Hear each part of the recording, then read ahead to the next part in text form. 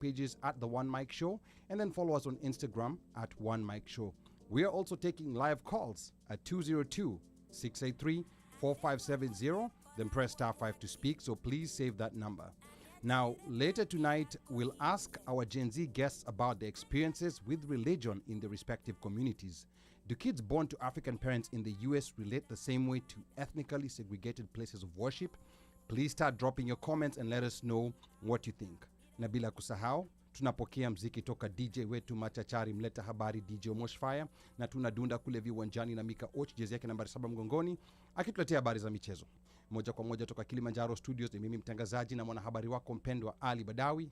Kwetu wananiita mteule na wengine niite mjukuu wa Masai, because I'm Kenyan by blood, American by design, Masai by choice. Sichagui, sikagui na sibagui. Karibuni. Now, let's talk politics. Now this hour, we're not going to be talking any politics, so don't be scared. We'll be talking to Kenyan-American Rehema NGOBU and Nigerian-American OLAJIDE. They are both 19-year-old sophomores attending UMD College Park, that's the University of Maryland College Park, and they'll be talking to us about the intergenerational conflict that's happening between American-born African Gen Zs and people in their parents' generation. Now, we want you to start dropping comments below if you have a child born in the US, and also tell us where you're tuned in from, what state, what city, what country. And I'm your co-host and producer, Ali Badawi. It's Friday, the 10th of November, and we're streaming live from Kilimanjaro Studios outside Washington, D.C. Now, please remember to follow the OneMic Show on Facebook, Instagram, and YouTube. On panel with me tonight is Mr. OneMic Kamakawa. Sports anchor Mika Och will be joining us via Zoom. And our resident DJ Omoshfire is already live on the decks. Anaturoga mpaka tunatoa machozi. And also not forgetting that our super producer is Mubelwa Bandio. And I want to get started, but before I get started, I see, like the comments are coming in thick and fast, even before we get started, which means people are so excited about this conversation. I see a lot of parents here. I see a lot of young people. So people want to know what's going to be said today. So I can see, Washeke Ndirang. Washeke Ndirang was the first one in the building. Karibu sana Washeke. And then I can see Emma Joseph. Emma Joseph says, proud of these children.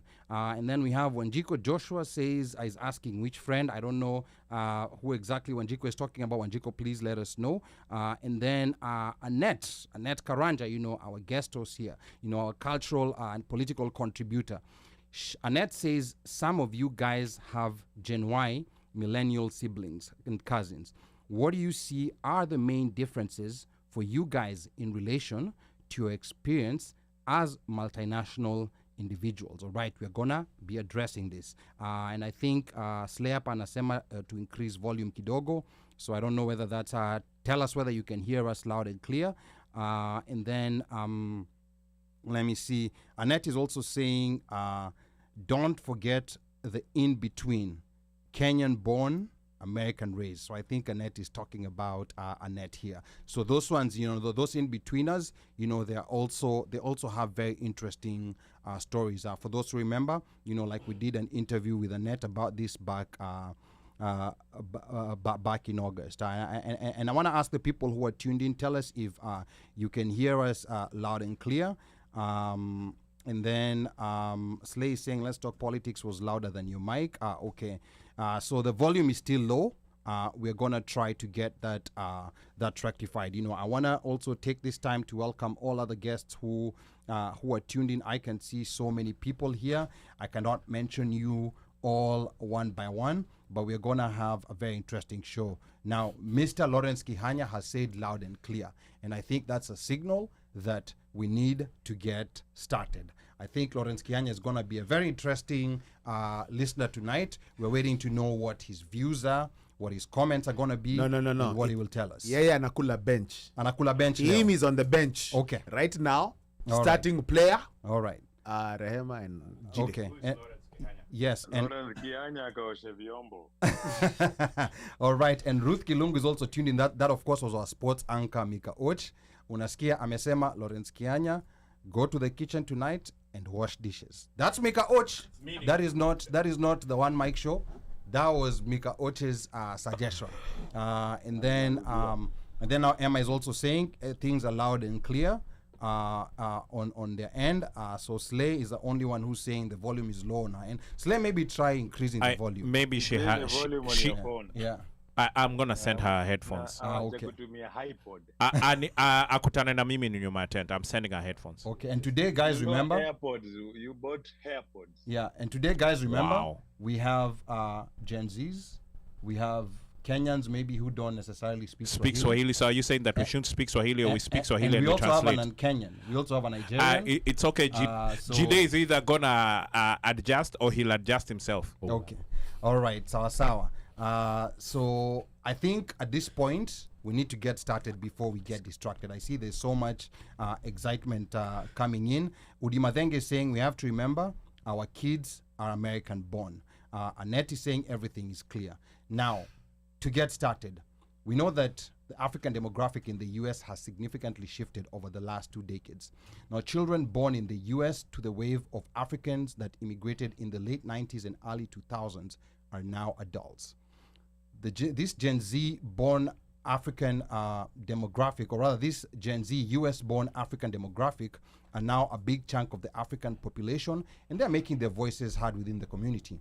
This shift has, however, come with unprecedented intergenerational cultural conflict, pitting values of African born parents against children with an all American identity.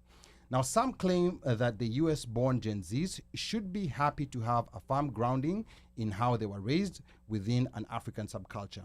But there are those who feel African parents were too strict and might have inadvertently have limited freedoms and abilities of their now adult kids to pursue this American life.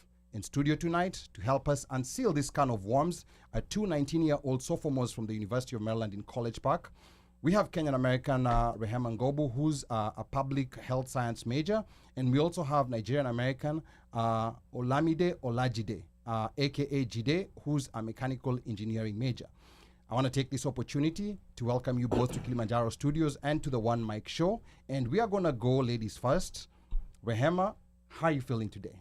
I'm feeling wonderful. Thank you so much for having us. I'd just like to say that I'm very excited to be here. I have a lot to say. I have a lot to talk about. And yeah. Okay. All right, good. And make sure the mic is close to you. Oh, yeah. Okay. Yes. And now, in a brief minute, Rehema, please tell us about yourself. Okay. My name is Rehema, as you have kindly introduced me. I am a Kenyan American. I go to UMD, as said. I am a very passionate artistic person. I like to play sports. I like to listen to music. I like to write music. I like to scale music. And I'm just very opinionated, which a lot of my friends call me. Okay. So I've always wanted to start a podcast. Me and Jide have talked about it so many times. Okay. We just haven't really come around to it. But this opportunity seemed like a good way to be introduced to it and just, share our ideas in a very controlled environment. So. Okay. And what made you want to start a podcast? Really, it's because whenever we talk, we tend to just go very in depth with what we think and how we feel about things. Even our friends back on campus, some of them that are even watching this right now can definitely relate. We are very passionate people, and whenever we watch other podcasts, we're always thinking we could do that too. We're also entertaining, and we have a lot of ideas. So since freshman year, we were just we should start a podcast. That's really it. Yeah, and you've also played soccer. Yeah. How long have you played soccer? Forever. I started playing soccer when I was 7, and I still play intramural and club at my university. Okay, at the University of Maryland. Yeah. Okay, that's very interesting. We're going to get to that. Now, next, I'll go to Jide. And before you introduce yourself, Jide, I want you to know that you are the first Nigerian to ever grace the OneMic Show. So you are representing a population of more than 200 million people. Wow. How does that feel, and how are you feeling today, Jide? Wow, I feel that's an honor to be on the OneMic Show as the first Nigerian. Wow. Thank you for having me. Thank you for inviting me. It's a pleasure to be here. It's nice to know that I get to represent a nation of 200 million people and all the Nigerians here in the Americas too. Okay. All right. In a brief minute, tell us about yourself. Most people are seeing you for the first time. Like you said, my name is Olamide OLAJIDE, but I go by Jide. I am a sophomore at the University of Maryland College Park, mechanical engineering major on the CS minor track as well. I'm a very not artistic person, but I do love cinema and photography a lot, as well as music, but not making music, but more so listening to it. But like I said, photography is my main artistic passion. I'm actually trying to start my photography business as we speak, but getting it off the ground is a little difficult right now. Okay, all right, good. And we will talk about the photography business. But you said you love cinema. Do you watch Nigerian movies? I I actually do. It's a trap. More so with my family. We usually have movie nights, and we turn. A lot of Nigerian films are coming on Netflix now, and the newest one that just came out, it's Black film. It's called Black something. Okay. It's doing very well in box offices around the world, so I'm gonna watch that. Actually, that's the movie we're supposed to watch tonight. Actually, So you never got a chance to watch those Nigerian movies that used to come on DVDs, or do you even know what a no, DVD is? I remember vividly like watching Jennifer 1 and 2 with my mom. That might be her favorite like Nigerian film of all time. I've watched them on film, but I never get to remember like the plots because they're so long ago. Yeah, but you also said you love music. I'm sure you're all about Afrobeats too. Yes. Okay. All Yes. right. Is it just is it just music in general we you we love? can't mention Afrobeats on this show Oh, why not? because we are discriminating. We don't why? mention Afrobeats. Wait, I'm what? the first Nigerian. You have to talk It's about okay. Afrobeat. No, we're only gonna talk Oh, East come on African now. We music. can't talk about Sauti Soul.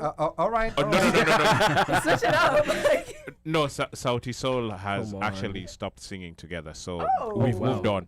I literally have that- an artist in my name. Come on, can we at least talk about Okay. Afrobeats a little bit? All right. We're gonna Oh, talk about Afrobeats. okay, Don't worry about okay, it. fine. We'll give you an Afrobeat second. Yeah. Oh. We will give you an Afrobeat. We'll give you an Afrobeat moment. Don't worry about it. But Mm. as you know, Afrobeat is doing so well in the continent and also out here in the US. So that's definitely something that we cannot ignore. Yeah. But we also try to push our own Kenyan music because we know you all don't listen to our music. I know. You guys don't even know who our artists are. No, Name no, one. no, Oh, no. sorry, I can't do that. No, Nigerians Nigerians have the What? token. Ali Kiba is not a Kenyan. Nigerians have a token artist. There's a token artist that all Nigerians know, or a token group, Sauti Sol, and that's it. And that's it. for No, I Sauti think Sol. Jide is he might be styled up a little bit more. Okay, we're Yeah. gonna find out as Yeah. we go through the show. Okay. You know, I can see a lot of comments are coming in here. I want to welcome again Udi Madenge, and I can see Slay is saying Stephen Batty has a mentorship program. I think this is for podcasters. We actually have a podcaster here from Sambaza Podcast, so that's someone we can connect to you to give you mentorship on getting into a podcast. And then Slay is saying we'll give Rehema a pass for Ali Kiba. thank you. Thank you so much. I was fully convinced he was Kenyan. My dad listens to him. Okay, Sorry. all right. I rest my case. Yes. Yeah. You guys Your dad now- might not Yeah. be Kenyan, Okay. so Yeah. I don't know. Sorry, Dad, I love you. We have to check his. Yeah, we have to check it out. We have to check his Oh. heartbeat. Wow. Wow. Yeah. Yeah. Wow. Okay. You might have just killed it. Okay. Sorry. Yeah. Sorry, Dad. So let me introduce Mika real quick before we get started. Mika, salimia wageni hapa kwa studio, and then we're gonna pick up from there. Mika, Ali, how are you? I'm doing great, Uh, Mika. Nice to hear that. And I want to say thank you to our two wonderful young guests for gracing us today and agreeing to come and have a conversation with us. And as the show goes on, we want to pick your brain, and also you want you to pick our brains, and let's see where we differ in some of this conversation. And also don't forget that Rehema, don't forget today is your day that you have that free pass to tell us Thank you. everything about that guy. That guy that listens to Alikiba, that guy. Okay. Today you have a free pass. You cannot get in trouble. Okay. Okay. Don't worry about that. Okay, Yeah. all Anyway, right. Otherwise, welcome to the show. All right, thank you so much Mika. Na Mika utaongeza sauti yako kidogo. And someone here had a question, Oh, and and the Mike question ongeza is sauti and this is Washeke saying, since they are kids, are there any topics off limits? Are you guys kids? No, No. they're No, no. we I don't. think she might go back with that. I don't. Okay. Ask Sheke to tell us again what. Yeah, I think 'cause- Washeke, because they're 19-year-olds, so yeah, they're not adults. Yeah. Yeah, they're adults. I mean, they cannot. They we- can vote. We can't ask them to go get a switch and then we, switch A on what? them. Okay. And then let me A see. mwiko. We can't tell you to go get a mwiko so Oh, that Okay. yeah. Okay. Okay. You know what I'm talking about. Yeah, I do. Chapa. Yeah. Oh. Yes. All right. Okay. And then now to get us started, now American, like what America wants the world to believe, is a racially and ethnically stratified society. We have whites, we have Latinos, we have blacks, we have Asians. So where do you guys fall in this identity pecking order, or rather, how do you guys identify yourself? Jide, I want to start with you. Then we'll go to Rehema. So the way I've started to describe myself more often is I'm not African American, but I do go by Nigerian American because I am African, but I'm also American raised. I was born and raised here. But the societal term of African American is for those who were here and their ancestors were born and were slaves here. So Okay. it's not culturally acceptable for me to say I'm African American, but I am African and American, so Nigerian American. Okay, but how does society perceive you when they see Jide, when they talk to you? How does American society perceive you? It really depends on who sees me first. Yeah. If it is someone here who is an African American, they see me as African. If it's a white person, they see me as a African American first and then a Nigerian. That's when they after get to talk to me. But if they just see me, they will assume that I'm African American. But how would an African American who's just seeing you, maybe just met you, interacting with you, know that you are not, like African American? How would they know? Off the rip, it will be my name will give it away. First of all, Okay. they'll know that my name is not culturally. It is a cultural name. They'll know that Jide is not a name that I'm used to. So they'll be like, oh, okay, he has to be African or sometimes even Caribbean. Another thing will be that the way sometimes we us Africans look, even after one generation, we still look very African, Okay. and you can't take those features away. So Okay. that's one thing that does give it away. Like the way East Africans have foreheads. Dang. Rehema, Didn't want to go there. Rehema, Yes. identity, Yeah. African American, African, like how do you identify yourself? How does society perceive you? Yeah, like I think it's similar to what Jide said, because like claiming the African American title, I don't think that's our place. Only because of like the connotation and like who African Americans are in America. Mhm. Now, like I understand the whole thing of like, oh, like in America, like we're all black, like it doesn't even really matter. But Yeah. the nuance behind like our culture and also like how we're perceived by other people, I just usually say like, yeah, like I'm American, but my parents are from Kenya, so like I'm Kenyan American. That's usually how I explain my identity. Okay. And what about your parents? How do parents perceive, because America is a racial country. There's issues about like racism, for example. How do your parents perceive that as compared to how you perceive it? Yeah, so that's something that like, okay, so obviously like Kenya, for example, is majority black people, right? Yes. And in the US, it's like a melting pot of races. So growing up, like the way that I perceived race is very different than how they have. Because even in school and like just the television, TV shows I'm watching, they're explaining to me these themes that like I'm not really used to because like it wasn't really like heavily spoken about to me. Because like in Kenya, everybody's black. Like it's like, you know what I mean? But Yeah. like here, there's just a lot more going on. So I think like obviously my parents have been here for like over 20 years now. So like it's definitely like when they first came here, it was most definitely a cultural shock for them.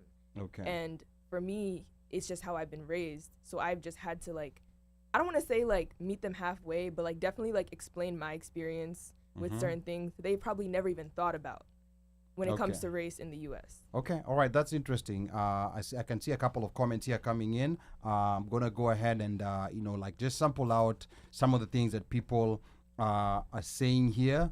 Let me see. We're gonna start with Those with comments. Mubelwa.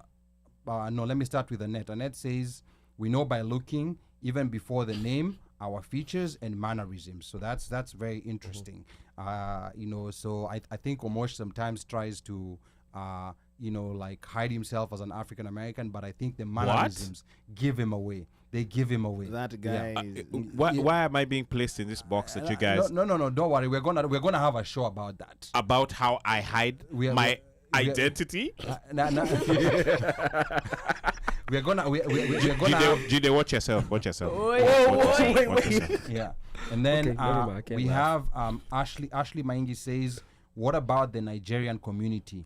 Do you feel isolated, like you're not Nigerian enough to be Nigerian?" I hope my question makes sense. Jide. Wow. That is a lot of us. For us children, we often feel too Nigerian. Okay, I'll say that in a sphere of outside, we feel very Nigerian. But then the moment we are around immigrants who immigrated here, because we often cannot speak the language or are not raised and born and raised there and know some of the cultural things that go on in Nigeria itself, they often see us as not Nigerian enough, or they like embarrassed. We feel embarrassed sometimes, but especially when we can't speak the language, and we also feel like it's not our fault we can't speak the language, because it was our parents' job to teach us the language. Yep. And if we can't learn, and it's very important for a child to learn a language early. And once they start to go to school, it's hard for them to be speaking English at school and then try and be learning another language at home. Parents, I hope you're listening. But here, Wow. but I have something to say here, experimentally, because I come from a family of American-born children who speak Kiswahili. And I'm always happy to share, with parents on what will work. The first thing, the parent must have the intention. If the parent does not have an intention of their child learning the language, then that child is not going to speak that language. So that's a very important key element. From a lot of parents I've spoken to, I think there's a lot of Kenyan parents especially who want their kids to learn the language. But I think this being a first generation, they just had that assumption that the kid is going to learn, maybe through osmosis or through something. There's that assumption. But clearly, I think now we've stayed here long enough to know that things just don't happen. But there's a method to this. There's a method to teaching your child, like a language. And another thing that I always tell parents is that don't worry about your child's ability to speak English. His ability or her ability to speak English is not going to be hampered by you teaching them a new language. There's that assumption that sometimes is there, but that's not entirely true. And I think language. Rehema, what has been your relationship to the language part? See Jide saying that there's the embarrassment part of where you're meeting with your country people and you can't speak the language. And in Kenya, it's complicated because there's multiple languages you're navigating. There's your ethnic language. And then there's the national language, Kiswahili, so, and sometimes they are all used interchangeably. I think it's only in Kenya where 4 languages can be used in 2 sentences, and it makes sense to the people who understand. Rehema. So, similar to Jide, there's definitely a sense of embarrassment, for sure, because it's like, you want to be able to speak, you want to be able to understand, because you look Kenyan, you eat the Kenyan food, you listen to the Kenyan music, but then you can't communicate. And it's like, it's embarrassing. But I think it also stems, this is something that I've actually been thinking about recently. If it's more so our parents who did not I guess emphasize for us to learn the language at a young age, I wonder if it's because they were too busy emphasizing the assimilation into American culture. They were coming here, they were freshly here, they were going to school, they're working all these jobs, and it was let's not do this now, let's do that later. Right now, let's worry about making sure they're okay here. Let's make sure we know how to raise our kids here. Let's make sure we have food on the table, etc. I feel like when I was younger, I used to be very wow, I wish I could speak Swahili. But I feel like the older I'm getting, the more I can kind of understand why it was difficult. It was difficult. I used to really always ask my dad, why didn't you teach me? Because because my family, we also speak Kikuyu, and I can understand Kikuyu very well. But speaking is just a little, but then Swahili, I don't know that language, right? So I find it when I go home to Kenya and I'm talking to my cousins and stuff, and they speak Swahili, or they speak what is the word for the English and Swahili combined? Sheng. Sheng. They'll speak Sheng, and I'm trying to keep up, and I have no idea what's going on. There's a new one called Shembeteng. Oh, yeah. I don't know what any of that means. Yeah. So it's I'm trying to keep up, but then when I'm talking to my shosho, and she's telling me things in Kikuyu, I'm okay, I know what's going on. I feel controlled, but I still am envious of the way my cousins are able to flow in and out with Swahili. We're able to go to Naivas, and they're telling the people there what they want. They're looking for their bread and everything. I'm just I don't know what's going on. Okay. But I do think now I'm becoming more understanding. Okay, you're becoming aware. Yeah. All right, that's good. So Jide, I think Nigerians also have the same issue of navigating, because there's English and then there's Nigerian English. You know, have- even yeah, before we Pidgin. get to Yoruba. Pigeon. Yeah. Pidgin English. There's pidgin English. My brother. Yeah. Yeah. So do you, That was so that you was speak- That was a sneak. I'll say for us Nigerian children, Pidgin is very easy to pick up on. It's more just understanding the context you're in, and it's easier to even like start to try and use Pidgin. But I'll say like for our ethnic tribes, for me, I'm the Yoruba tribe. A lot of us children can understand our language fully. Like we can understand it, but we can never communicate, because what usually happens in our households is that from a young age, our parents either speak to us in our language. For me, it was Yoruba. My mom always spoke to me in Yoruba, but my father would speak to me in English, and I would always respond to whatever they're saying in English. And I've noticed that in other like ethnic groups, especially like Hispanic and Asian cultures, Yeah. from a young age, the entire household is speaking their language. Yep. And then a lot of children, when they get to school, is when they're first meeting English for the first Yeah. time. Yes. And I feel like African children now, parents now need to start doing that for their children. I think the emphasis Repeat on that again, please. I say that African parents now, from a young age, from the moment they're born, should just be speaking their ethnic language to them. My man. Now, this is very interesting because I think the assumption had been, you know, like kids brought up in the US do not want to speak and that was a very dangerous and wrong assumption. You know, like even from what, because I've talked to a couple of people your age slightly older, and I seem to hear the same theme. Yeah. I wish, you know, like my parents started speaking to me in our language from before we went to school. So I hope parents are listening. People who are parents, or if you have a young child right now, or if you're planning to become a parent, and this has to start, you know, like I personally have experience with this. This has to start, and it has to be very strictly enforced. The easiest person to teach a language is a child. Yes. That's the easiest language student, and they will follow you on everything that you say. We have a very interesting experience, you know, like in my extended family, we have a family in Germany, whereby you know, like there's a Kenyan, of course, married to a German, and their child speaks German, English, Kiswahili.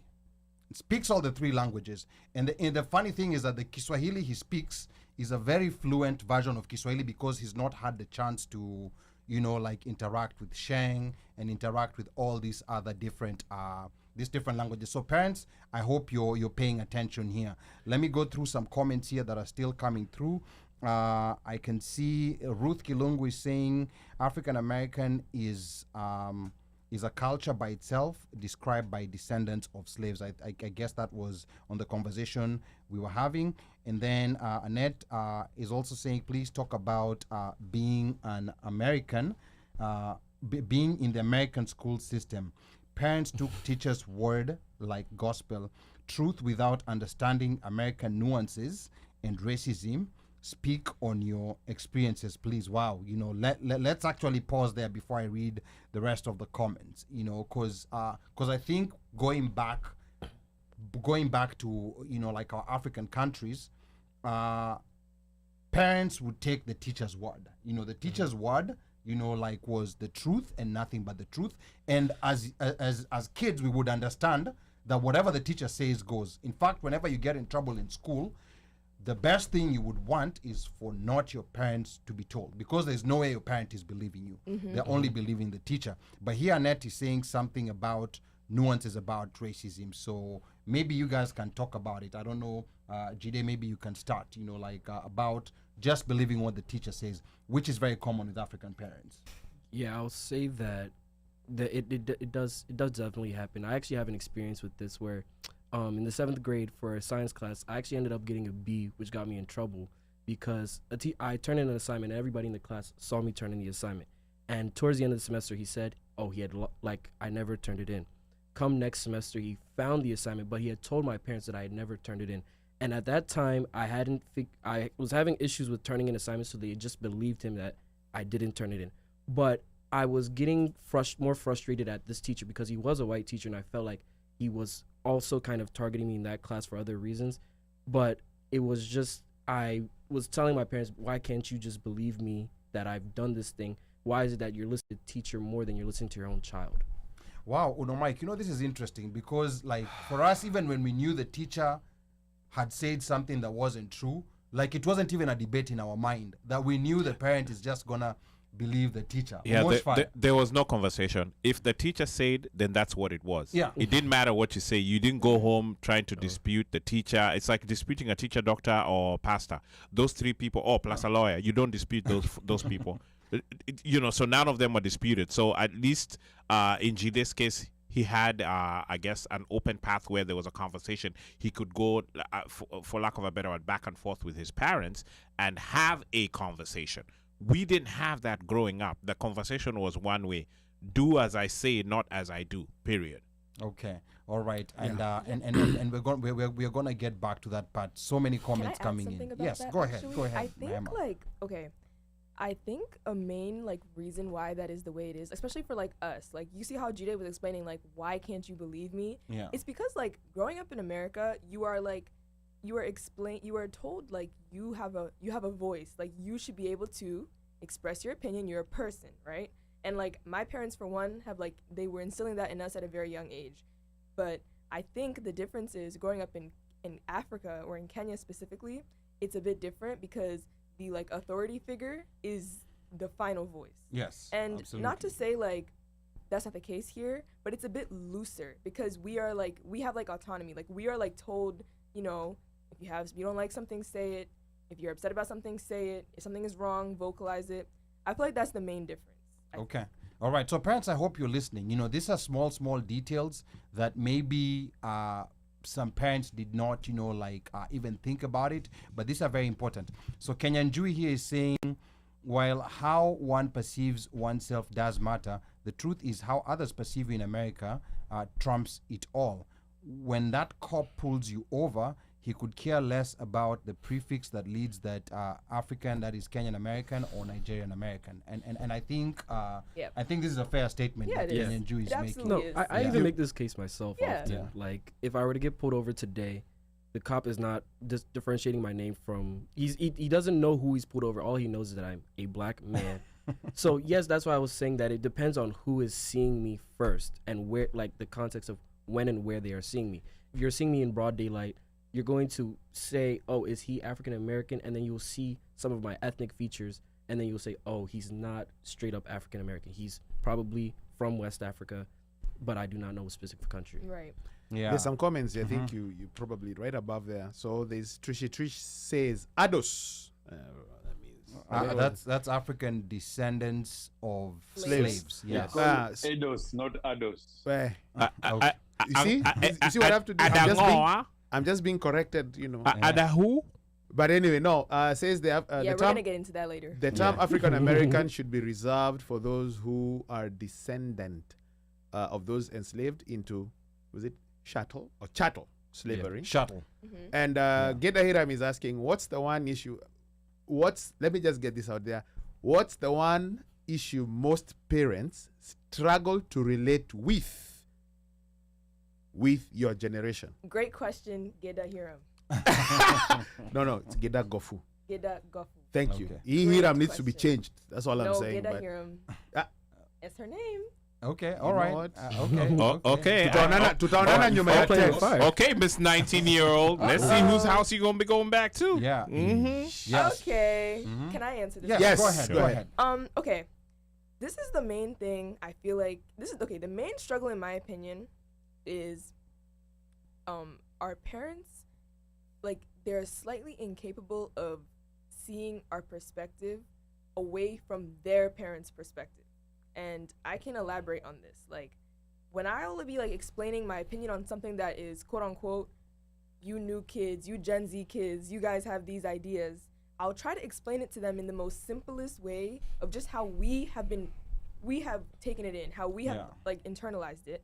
And our parents will still be seeing it in the way that their parents perceive it. Yeah. Even though they are their own people and they're adults too, and they're also parents, it's an instilled mentality. And I feel that's the main thing. It's really hard to break out of that mold, but I think if we were all just capable of viewing the perspective without outside factors, then most of these conflicts that we have growing up with our families and with our parents would not be there. Okay.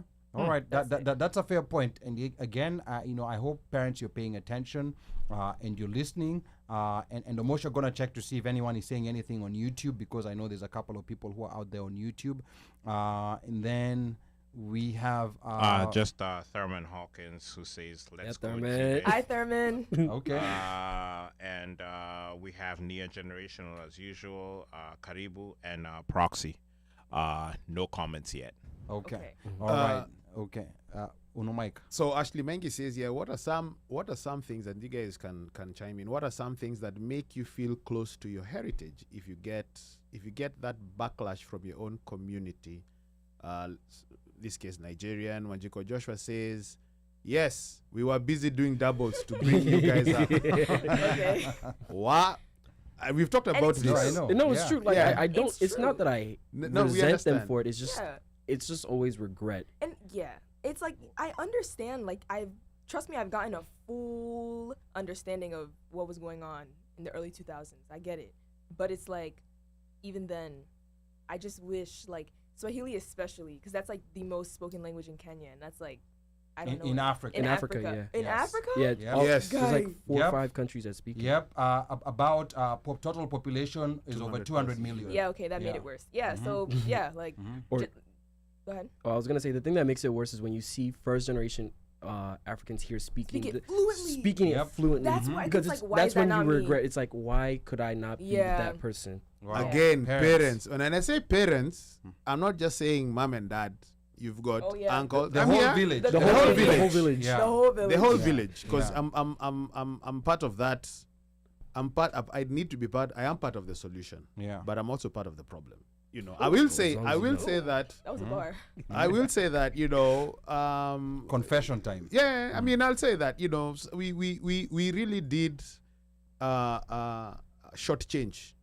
Rehema. I'm gonna speak for Rehema and Kihanya. Mhm. But I think this time we are doing better with Zoe, Okay. Yes. right? Yes. But we did shortchange them because sometimes, confession time, we would speak Kikuyu, but we speak Kikuyu so that we don't have them And understand. actually, you know what? You know? I'm gonna bring a point about that because You know?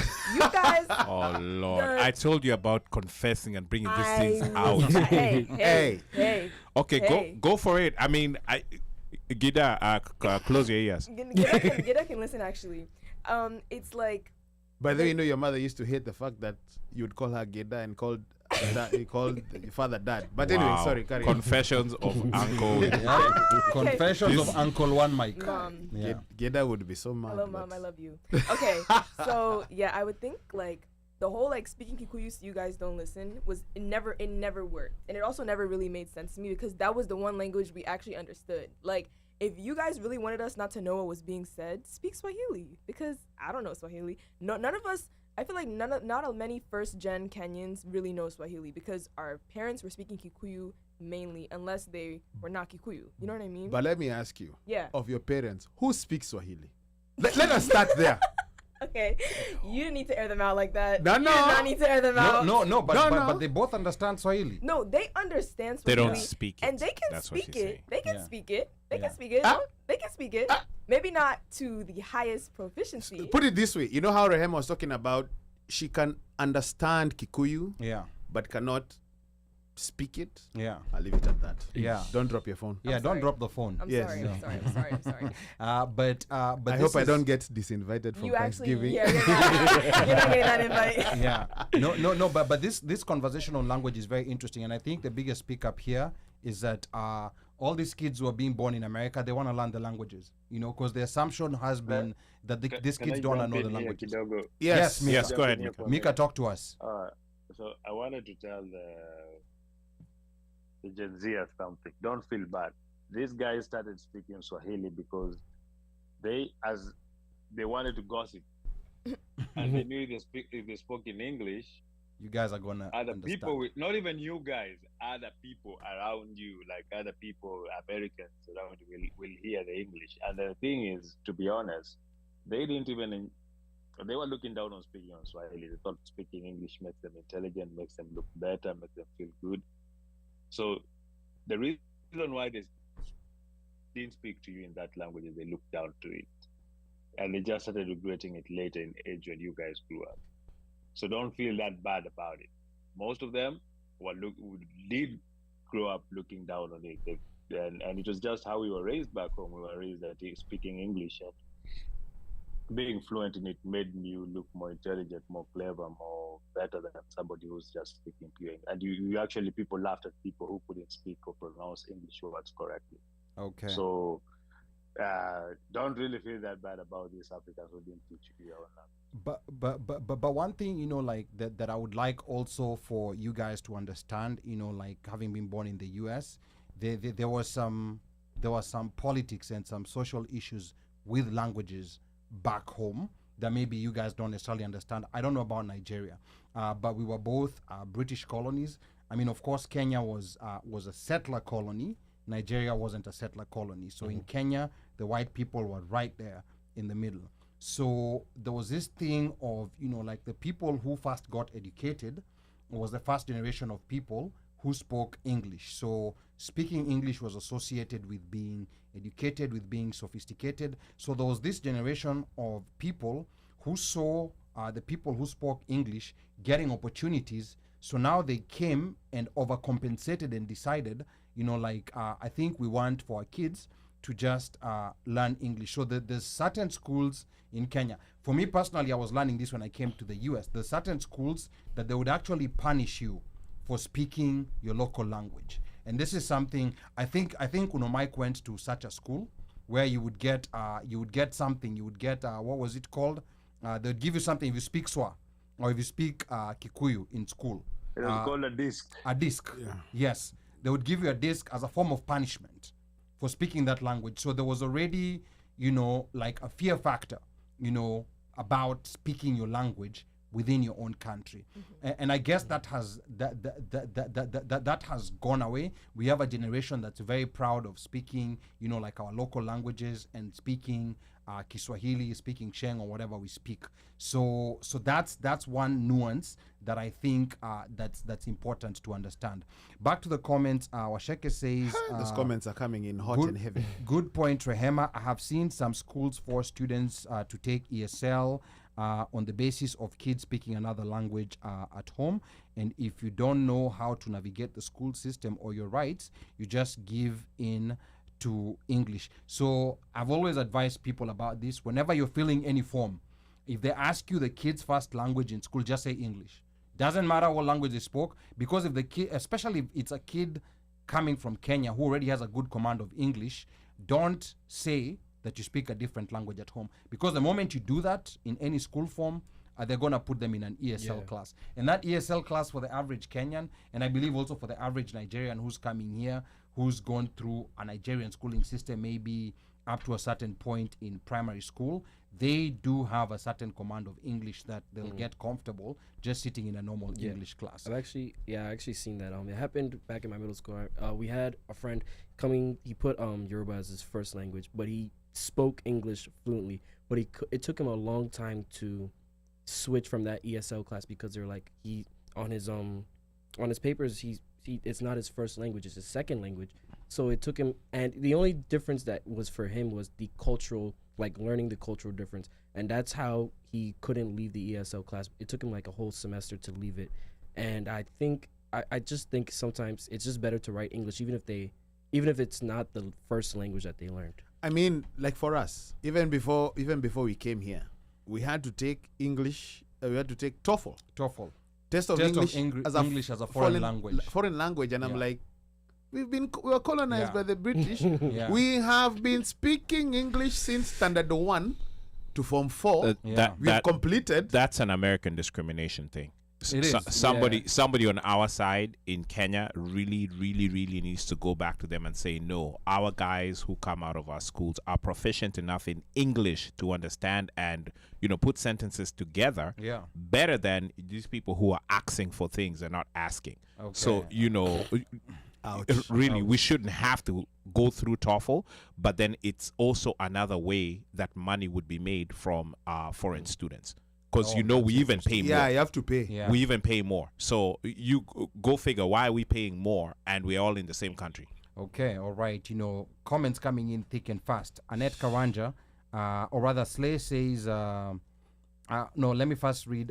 Lawrence Kihanya says, Rehema coined it. We were busy. And then Slay says, we started speaking Kiswahili and my daughter can speak a few sentences. Let me just keep telling people, a child is the easiest person to teach a language. If you just focus your mind and do that, your child will speak your language without taking them to any language school. And then Annette says, the Koreans here in the US have Korean school for young kids 3+, and it's an intensive 3 hours long. So that's something, like very interesting. I have seen some attempts of places that teach Kiswahili, but I think sometimes there's not enough students to be able to have a consistent Sustain place, it. a sustained way of teaching the language. And one other big way that kids can learn a language is through their peers. If their peers who are speaking the language, guess what? Other kids are also going to want to learn the language. So that's a very important, especially your firstborn. If you teach your firstborn, like the language, guess what? The younger brother, the younger sister, they are going to follow what their older sibling is doing. These are very simple things. Yes, go ahead. Yeah, I'll say that even in my household, the way I understand Yoruba is not the same way. I have a younger brother who's 8 years old. And because we all now speak English in the house, my younger sister and me now speak English, we can't speak the ethnic language. His understanding of Yoruba is like 0 at this point. Like we are now like intensively emphasizing that because we now know the mistake of it. But because we now all speak English, now I have to like go and learn on my own while I'm in the house. But it's harder for an adult to learn the language. It takes more time than it would take him while he's younger to learn the language. But for him, because nobody has made it an emphasis to speak it 24/7 in the house, because the majority of the house only speaks English, he didn't pick it up the same way that I picked it up when I was younger, because there was only 2 people and they both at least spoke it 75% of the time. Okay, all right. That's Now, good. there's something. Wow. There's a comment over here that you might have missed. Indefatigable, when Jerry says, what I find shocking is that my nieces and nephews in Kenya can't be caught dead talking mother tongue. Yeah, so I find Correct. it shocking. That's I think that's a whole other conversation. that's a whole other which conversation. but it is true. It's not cool, or it's I don't know what happened. It's almost like So- the same that happens here when you speak. I'll tell you what happened. Yeah, go ahead. I'll tell you what happened. It's you Nairobi folks. Oh. Let me Okay. say we Nairobi folks. Okay. That contributed to this. I mean, and I know Nairobi But people I'll sometimes- correct you. But go ahead. Yeah. I have something for you. Go ahead. Yes. So Nairobi people, we, how do I put it? We have this thing where we are very proud of our subculture within Nairobi, because even in Nairobi there's different subcultures, but we're very proud. Then there was this issue of making fun of people, first of all, for not necessarily speaking another language, but making fun for speaking like English or Kiswahili with an accent of a mother tongue. Got it. Yeah. And it was very notorious in Nairobi. I mean, It was very bad. I know it. Mike knows it. Yes. So I think this, and I don't want to speak for people who are not raised in Nairobi. Maybe they can speak for themselves. But I think this was, it wasn't very fair, and it had some traumatic effect. Of course. To a point where I think some of the parents were like, I would not want my child to have even any ounce of this accent to go through what I had to go through. And that's a possibility. Yeah. That made people really just want to speak English. Yeah. Yeah. And forget mother tongue, Mm-hmm. forget however it is. Yeah. It's just straight up Yeah. English. Rehema, you had I something you wanted think, to add. Like, I actually think that's just like the westernification, like westernized influence in Kenya. Like the desire for everybody to speak English and to not be caught speaking their native language, to seem more like educated in quotes, obviously, and like more westernized. That's literally it. Because even like when I went to Kenya last winter and I was with my cousins, like they were not speaking Swahili, even though I know they speak it together. But because I was there, it was like they wanted to like prove like, oh, I can also speak English. Impress. Impressed, yeah. Or they speak in English with an American twang. Yeah. And they were adding like and honestly, like, okay, like we're all Gen Z, so like I know they're on TikTok, they're all, like they have the exposure too, but it's just like I definitely think it's like the desire to like seem more like digestible, which is really bad, but like that's honestly what it is. Okay, all right. Comments are Interesting. too much. I think I want us to make some progress here. We're still gonna come back to the comments. but I want to move on to, you know, like, as I can see, you know, like this issue of language is actually much bigger than I'd actually thought, just based on this conversation. And the biggest takeaway is that most of these kids who are growing up here in African households, they do want to learn, you know, like their mother tongue, And The we should languages. want to learn their All the languages. languages. and just speak, on top yeah. of that, I think when your kid is or when your children are starting to learn the language, be very supportive. I don't recall who we had, and I think it was Annette. It was or Annette, yeah. somebody who corrected us and said, when we parents laugh Yes. at our Yeah. kids trying, Yeah. Yeah. That's kills like, traumatic. I don't want to do it anymore. Yeah, it's Like, yeah. There you go. so we should stop that. Mhm. And encourage, like, oh, no, that's good job. Encourage them and whatever, and encourage them to pick up whatever your mother tongue is, whether it's Yeah. the Luo, whether it's Kikuyu, whether it's Yoruba, Igbo, whatever it is. Yeah. Look at it as a positive and encourage them to learn, Yes. because as they are saying here, they want to learn. Yes. They want to learn. They at this age, they wish they had been taught. Let that be the message. And it's not just parents, it's uncles, it's other Yeah. people The- who've the- been recently. the village, Yeah, it's the village. or Yeah. as Gen Zs might say, the tribe. Yes, the tribe. The tribe. Yeah, so I No? think yeah. No. Whatever. No. Okay. I don't. The Gen Trying Zs to have be said hip. no. Don't worry, he's been Yeah. watching too many reality. well- Sorry.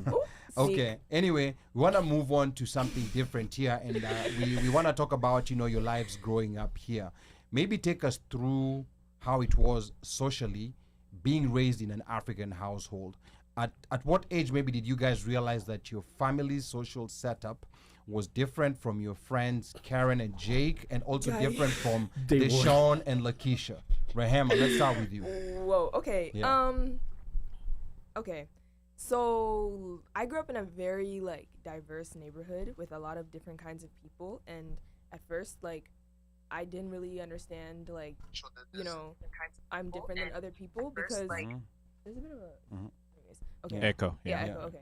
I didn't really understand I was different because like my neighborhood was very, very, very very diverse. So I didn't really think about it that much. But I think when I started to observe it was definitely middle school. Going to middle school in the U.S. as an African person is the most. It's an experience. It's the most experience. Talk about that. It Talk is about the- that. It is actually the most character developing, traumatic, and insane That's where the experience bullying possible. starts. Hold on. She said something that's very important. Character Yes. development. Character development.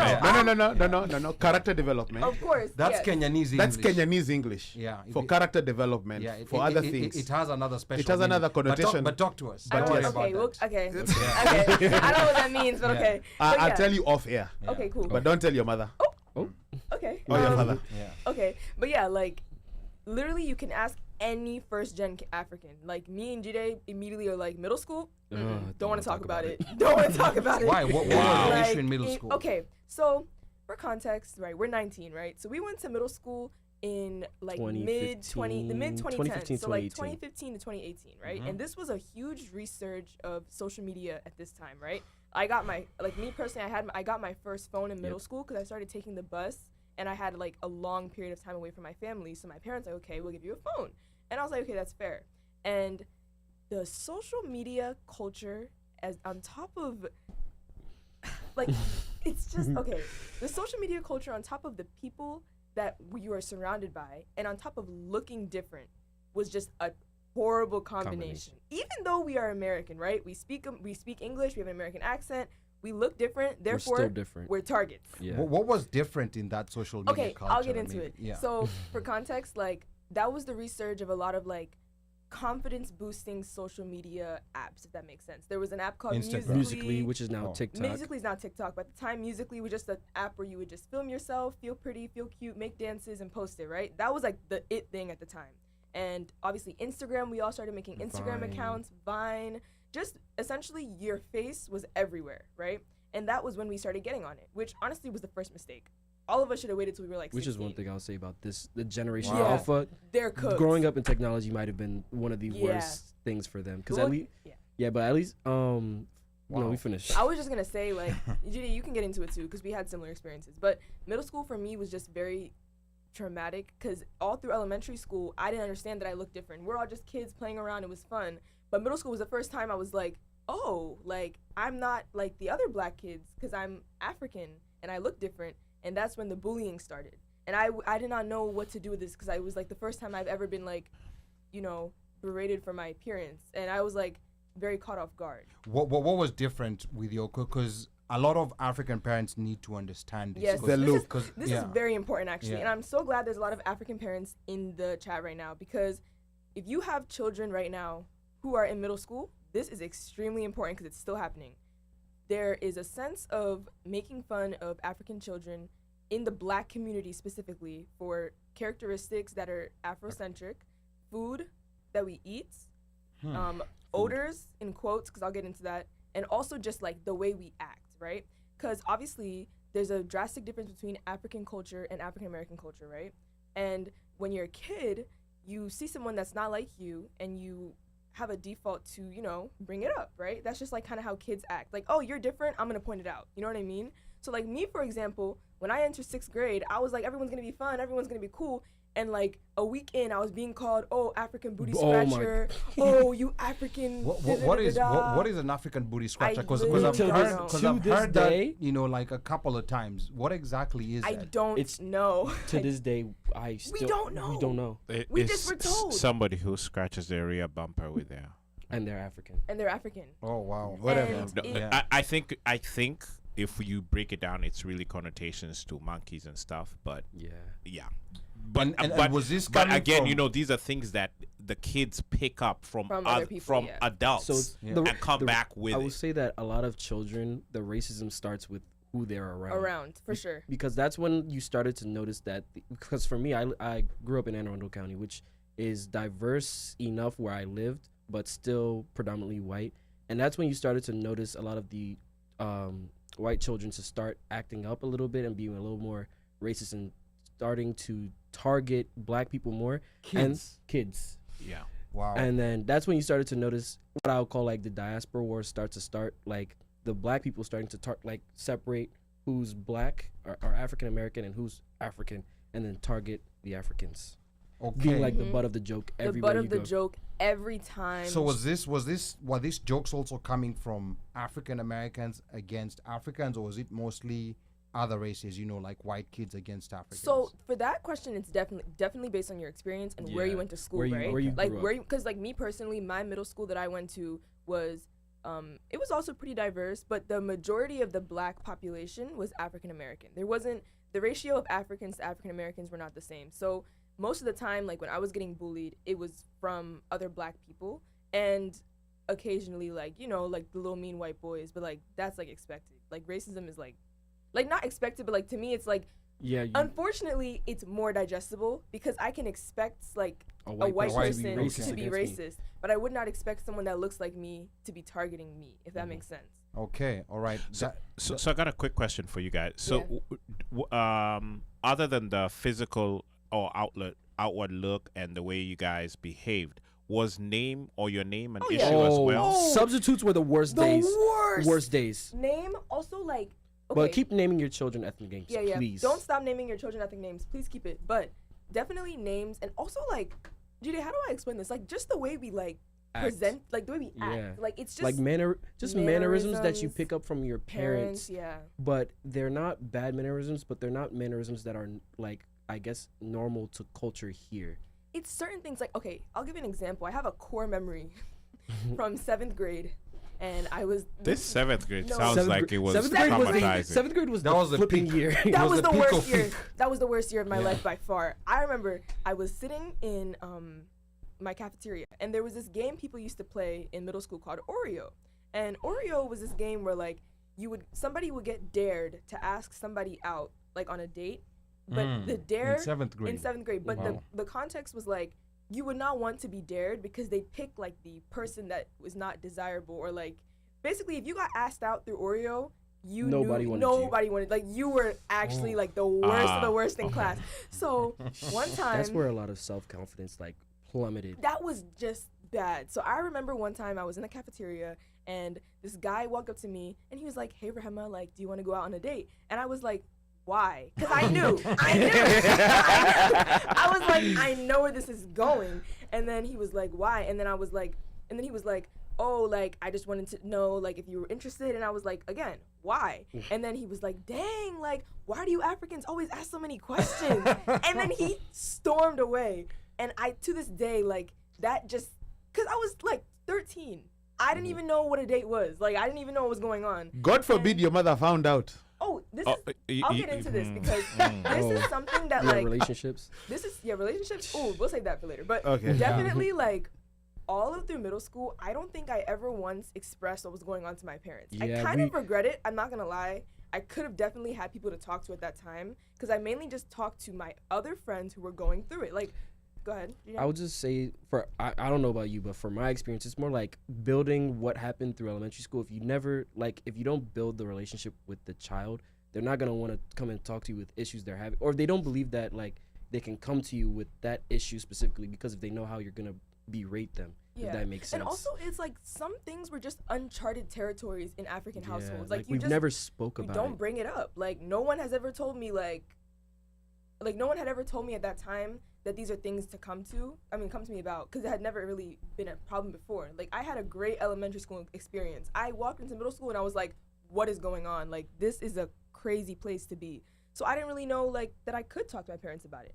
Not to say, like, they weren't, like, welcoming, but it was, like, it was just not something that I ever spoke to about. Didn't know what was safe. So I wasn't comfortable to bring it up. So what is it that you think that maybe parents who are listening here, who maybe have a child who's in elementary school, heading to middle school, what is it that they need to do for these kids to be able to be comfortable to approach them when they have situations like the one that you experienced? And in addition to that, I think also there's an element of instilling in our kids a sense of confidence, a sense of being proud of whether you're African or whether you're Nigerian. Just instilling not instilling at 15.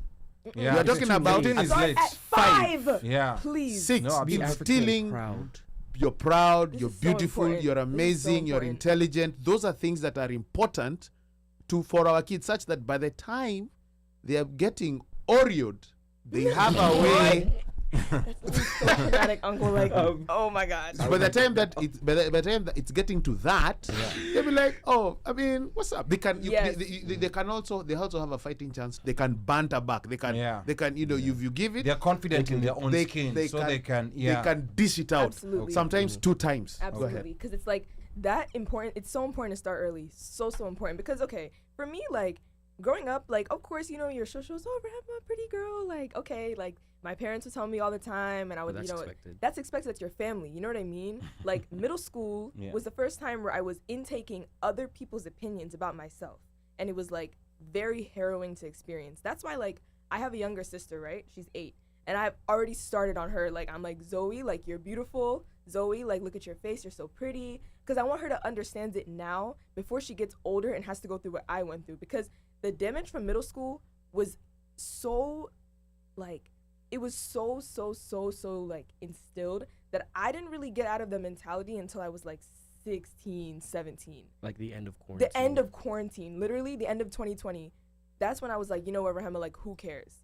So that was what, 2015 to 2020? That's 5 years. So you had 5 years of pretty much being in a box. 5 years of very low self-esteem, and 5 years of, like, just not really understanding how I'm perceived. Like, a lot of my friends, we had very similar experiences because I've always grown up with a lot of African friends, always. So it's just like, it was just a long time period for me to, like, just not know where I was. And it's because middle school, your formative years, that's what, puberty, that's when you're surrounded by people, like actual teenagers for the first time. So entering your formative years with just absolutely getting berated, it's so hard to come out of that. It's so hard.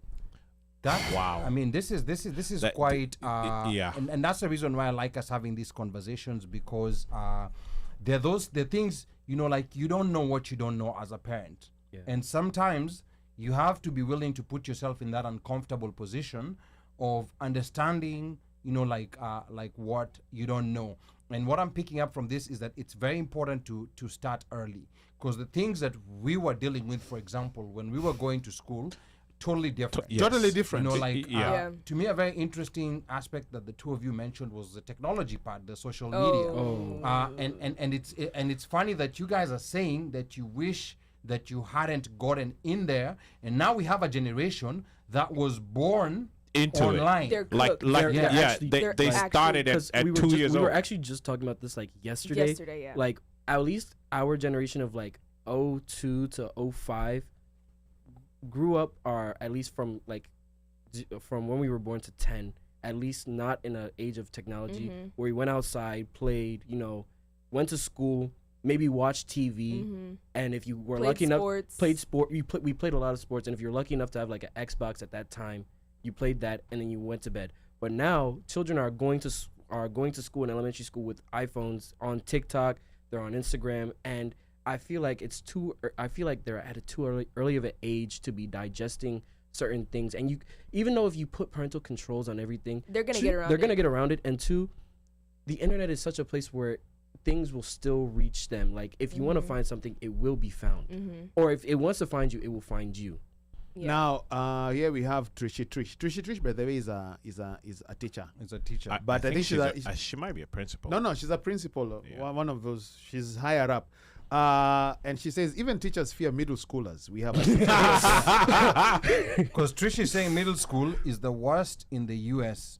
Those kids will humble you. Absolutely. So we this used is to make now- substitutes cry. Yeah. No, the middle school horror stories that occurred in those classrooms, like mind you, we're in college now, and the things we experience in college and high school can't even compare to middle school. Like that's where a lot of At I feel all. like that's That's where a lot the of people's part where traumas parents begin. should be lock in Okay. immediately. No, I think it starts from like that 4th grade. Start then. Because Yeah, actually nowadays nowadays you're right. Yeah, start from 4th grade because once you start when the issue begins, it's too late. Yeah. Because it's already started. Yeah. And that's why I was saying like you should start building your relationship with your child before then, so that they can and have that open dialogue with them.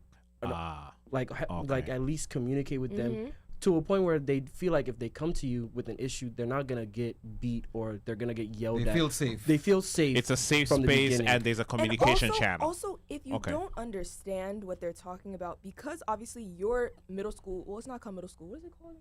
It's like No, primary school. Primary is the school. equivalent of elementary and middle all Okay, put cool. together. Yes. So Yeah. even if you don't understand, right, the comparison of the experiences, just try to meet it halfway. Just try. Just be Or like, like- okay, I don't know what you're talking about, but I feel for you, and what can we do to solve this? Who can I talk to?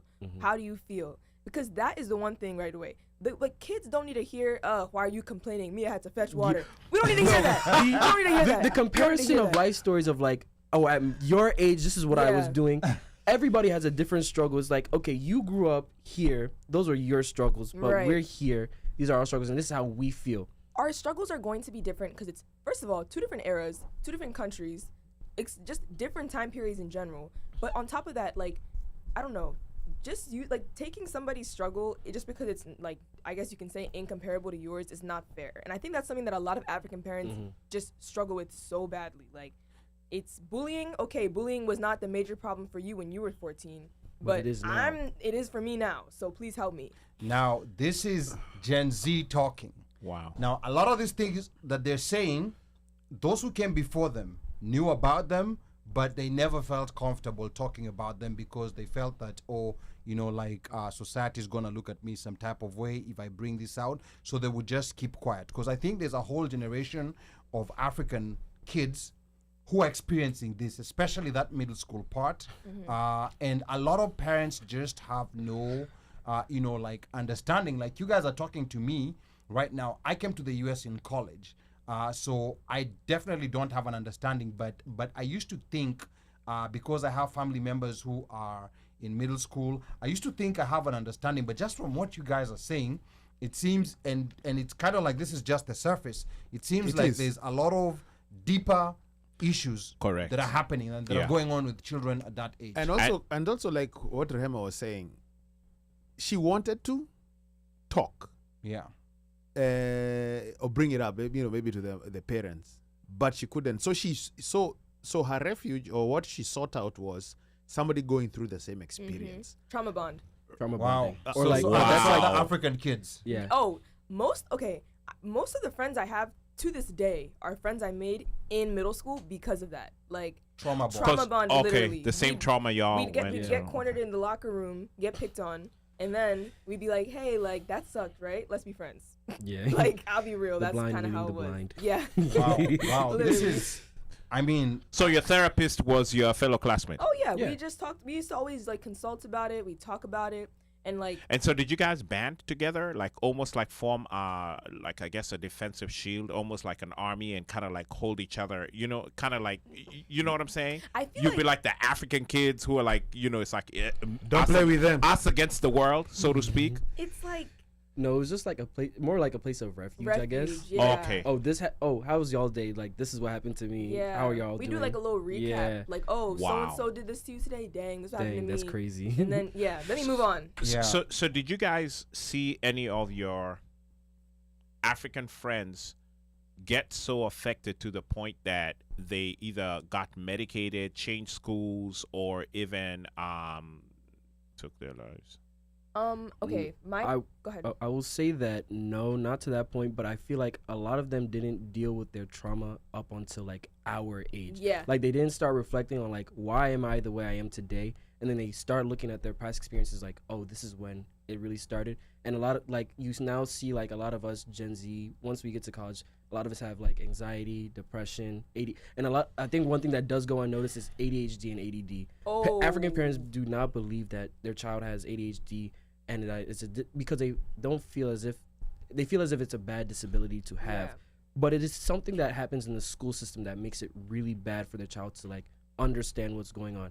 And it actually happened to me because I didn't realize I had ADHD until I got to college. When I took my first exam and I was like, I can't focus. And that's when I had to go work with ADS as well. And at least with my parents, I could go to my mom, was like, because they are both in the health profession, I was like, this is what's going on, and they helped me. But a lot of children also don't feel as if they can go and talk to their parents because they never have been able to talk to their parents. So there's issues of ADHD, and there's also mental health issues that come up, which are very new things to African African parents. African parents, households. yes. And then the other thing that, you know, for us at the African parental level, and I'll say that to differentiate, is that when, you know, the administrators approach you about your child and your child's behavior and certain things, then, you know, you're always going to go on defense. But there's also the how do I say it?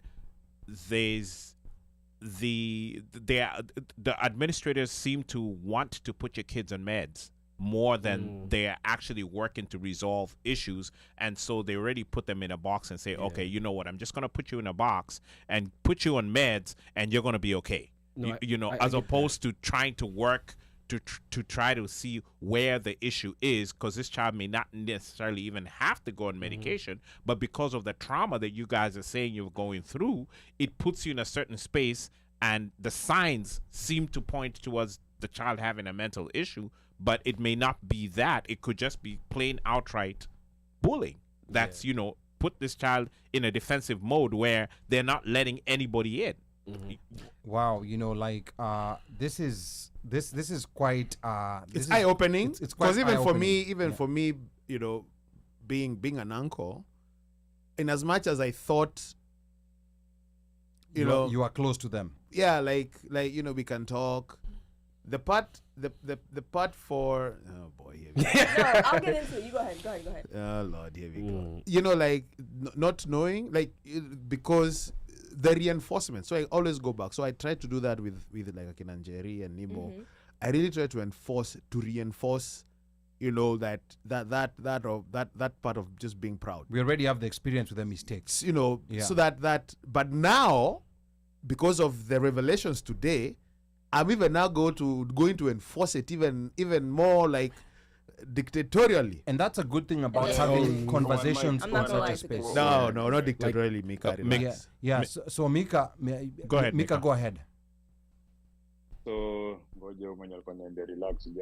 Anyway, what I was saying was, I know I understand the fact that you're saying you're going to emphasize this and do it dictatorially, but then again, one thing you also have to be sure and to be careful of, and I think Rehema and a friend can help me here, is that when we also ever emphasize on things, we make them scared in coming and communicating with us. We also have to be able to sit back and get to know how to read our kids, how something changed. One thing we don't we as parents don't notice or don't want to realize, and it happened to me, is like all of a sudden I realized my kid was, that is when she was between 16, 17, went silent. She became timid and her performance in school dropped. And one of the things I started doing was talking to her, getting to know more. And I realized, you know what, this kid has traumas that she's not talking to me about. And I had to take her to therapy. And in therapy, she opened up to the therapist about things that were happening in school that she hadn't spoken to me or anybody else, by the mere fear that sometimes you try to tell them, like, you know, who you remember where you're from, remember who you are, remember, be proud of yourself, be this, and there's that fear of them feeling scared of disappointing or something like that. So also us as parents, we have to put it onto ourselves to learn how to read our kids and how to know when something is different with them, and understand that as much as we assume they are young, they don't face any issues in the world. They have issues that they face within their age bracket that is traumatic to them and gives them trauma. And we have to be able to be ready to help them in any way that we can. Most of us fear even the thought of taking our kids to therapy, thinking that you're messing them up because they're too young. While in reality, it's just that parenting is a tough job. It's a village. It takes a village, and not just a village. Sometimes a village is a professional. So these are some of the things that, as we are talking and as we are learning as parents, as we go through, we have to put into consideration that these people do get traumatized at their young age, and we have to really be able to hold their hands and walk with them. Okay, so you're tuned into the OneMic Show. Now I'm your co-host and producer, Ali Badawi. We're here talking to Kenyan-American Rehema Olamide and Nigerian-American Olamide OLAJIDE about their experiences being raised in African households in the U.S. They are both sophomores at the University of Maryland at College Park, with Rehema majoring in public health science and Jide a mechanical engineering major. Our lines are open. The number to call is 202-683-4570. Press *5 to speak for those who want to directly ask them questions. So feel free to call in. And we'll shortly be talking about high expectations in African households on education, dating and relationships, and we'll also talk about gender double standards. And then there's also the issue of use of pronouns that is still very unfamiliar to a lot of parents, a lot of black people. Very uncomfortable topics. So keep it locked. But before we continue, Rehema and Jide, this is just on a side note. Yeah. In light of what's currently, top in the newsreels currently in the world, namely there's a conflict in Gaza. What's the chatter in the college scene about this? Are students and faculty talking about this? I don't know who wants to pick this up first. This I know is an uncomfortable topic. Yeah, I can go first. I'll say that students are very vocal about it, especially on social media. We actually had a I think it was a sit-in in Hornbeck Plaza yesterday, and McKeldin. There was two different. That's at the University of Maryland. Yeah, McKeldin is a library. McKeldin is a Hornbeck library. is also a library. They're two libraries, very public places. Hornbeck, McKeldin is the very famous mall that we have. Yeah. And where the turtle is outside. The turtle, Yeah. that's Okay. a Testudo, yes. All right. And when I got to school yesterday, because I drive there, there was a lot of police presence trying to shut it down at some point before it got dark. But students were outside. They were very vocal about their opinion on the matter. But outside of that, the school itself has been very silent, except for their one take supporting Israel in the matter of what's going on in Gaza. Okay, and is this something that's happening across American colleges, or is this just a University of Maryland thing, Rehema? This is definitely college-wide and nationwide. I think that our generation, specifically the part of Gen Z that is currently in college, we are very vocal on the internet and in general to authority and to those in power. So it's not just University of Maryland. There's a lot of social activism, social media accounts where they broadcast what's occurring at hotspots around the country, and most of these hotspots are universities. So people are very, very active. And is there any fear of, because in this day and age of social media, something called cancel culture. Is there any fear that some students have of, if I say something and then it's published somewhere, I could get in trouble or I could get sanctioned for this or that? Yeah, I'll say that there is that fear, but the fear is more of saying depending on where you go. For like a student like me, if you're a scholarship student, if you say something that is against your university's view, they can find, and the thing is with a lot of these predominantly white universities, they can find a way to revoke your scholarship. You might not have done or said anything wrong, but they do have that power to say you're no longer a scholarship student or even expel you for something that they don't. Especially if you go to a private university, it's very easy for them to just expel you. And that students have that fear. I've seen it's not for issues like this, but they have gotten scholarships revoked for like what they wore to prom actually when they already got accepted to that university. Ooh, okay. And it is very, and you will even say like, oh, why would you do that? But it's also like, if I hadn't posted this or if this hadn't happened, none of this would have happened. So there's always that fear of watching what you post, but it's just I think it's more just having sense and making sure what you're posting is good. Okay.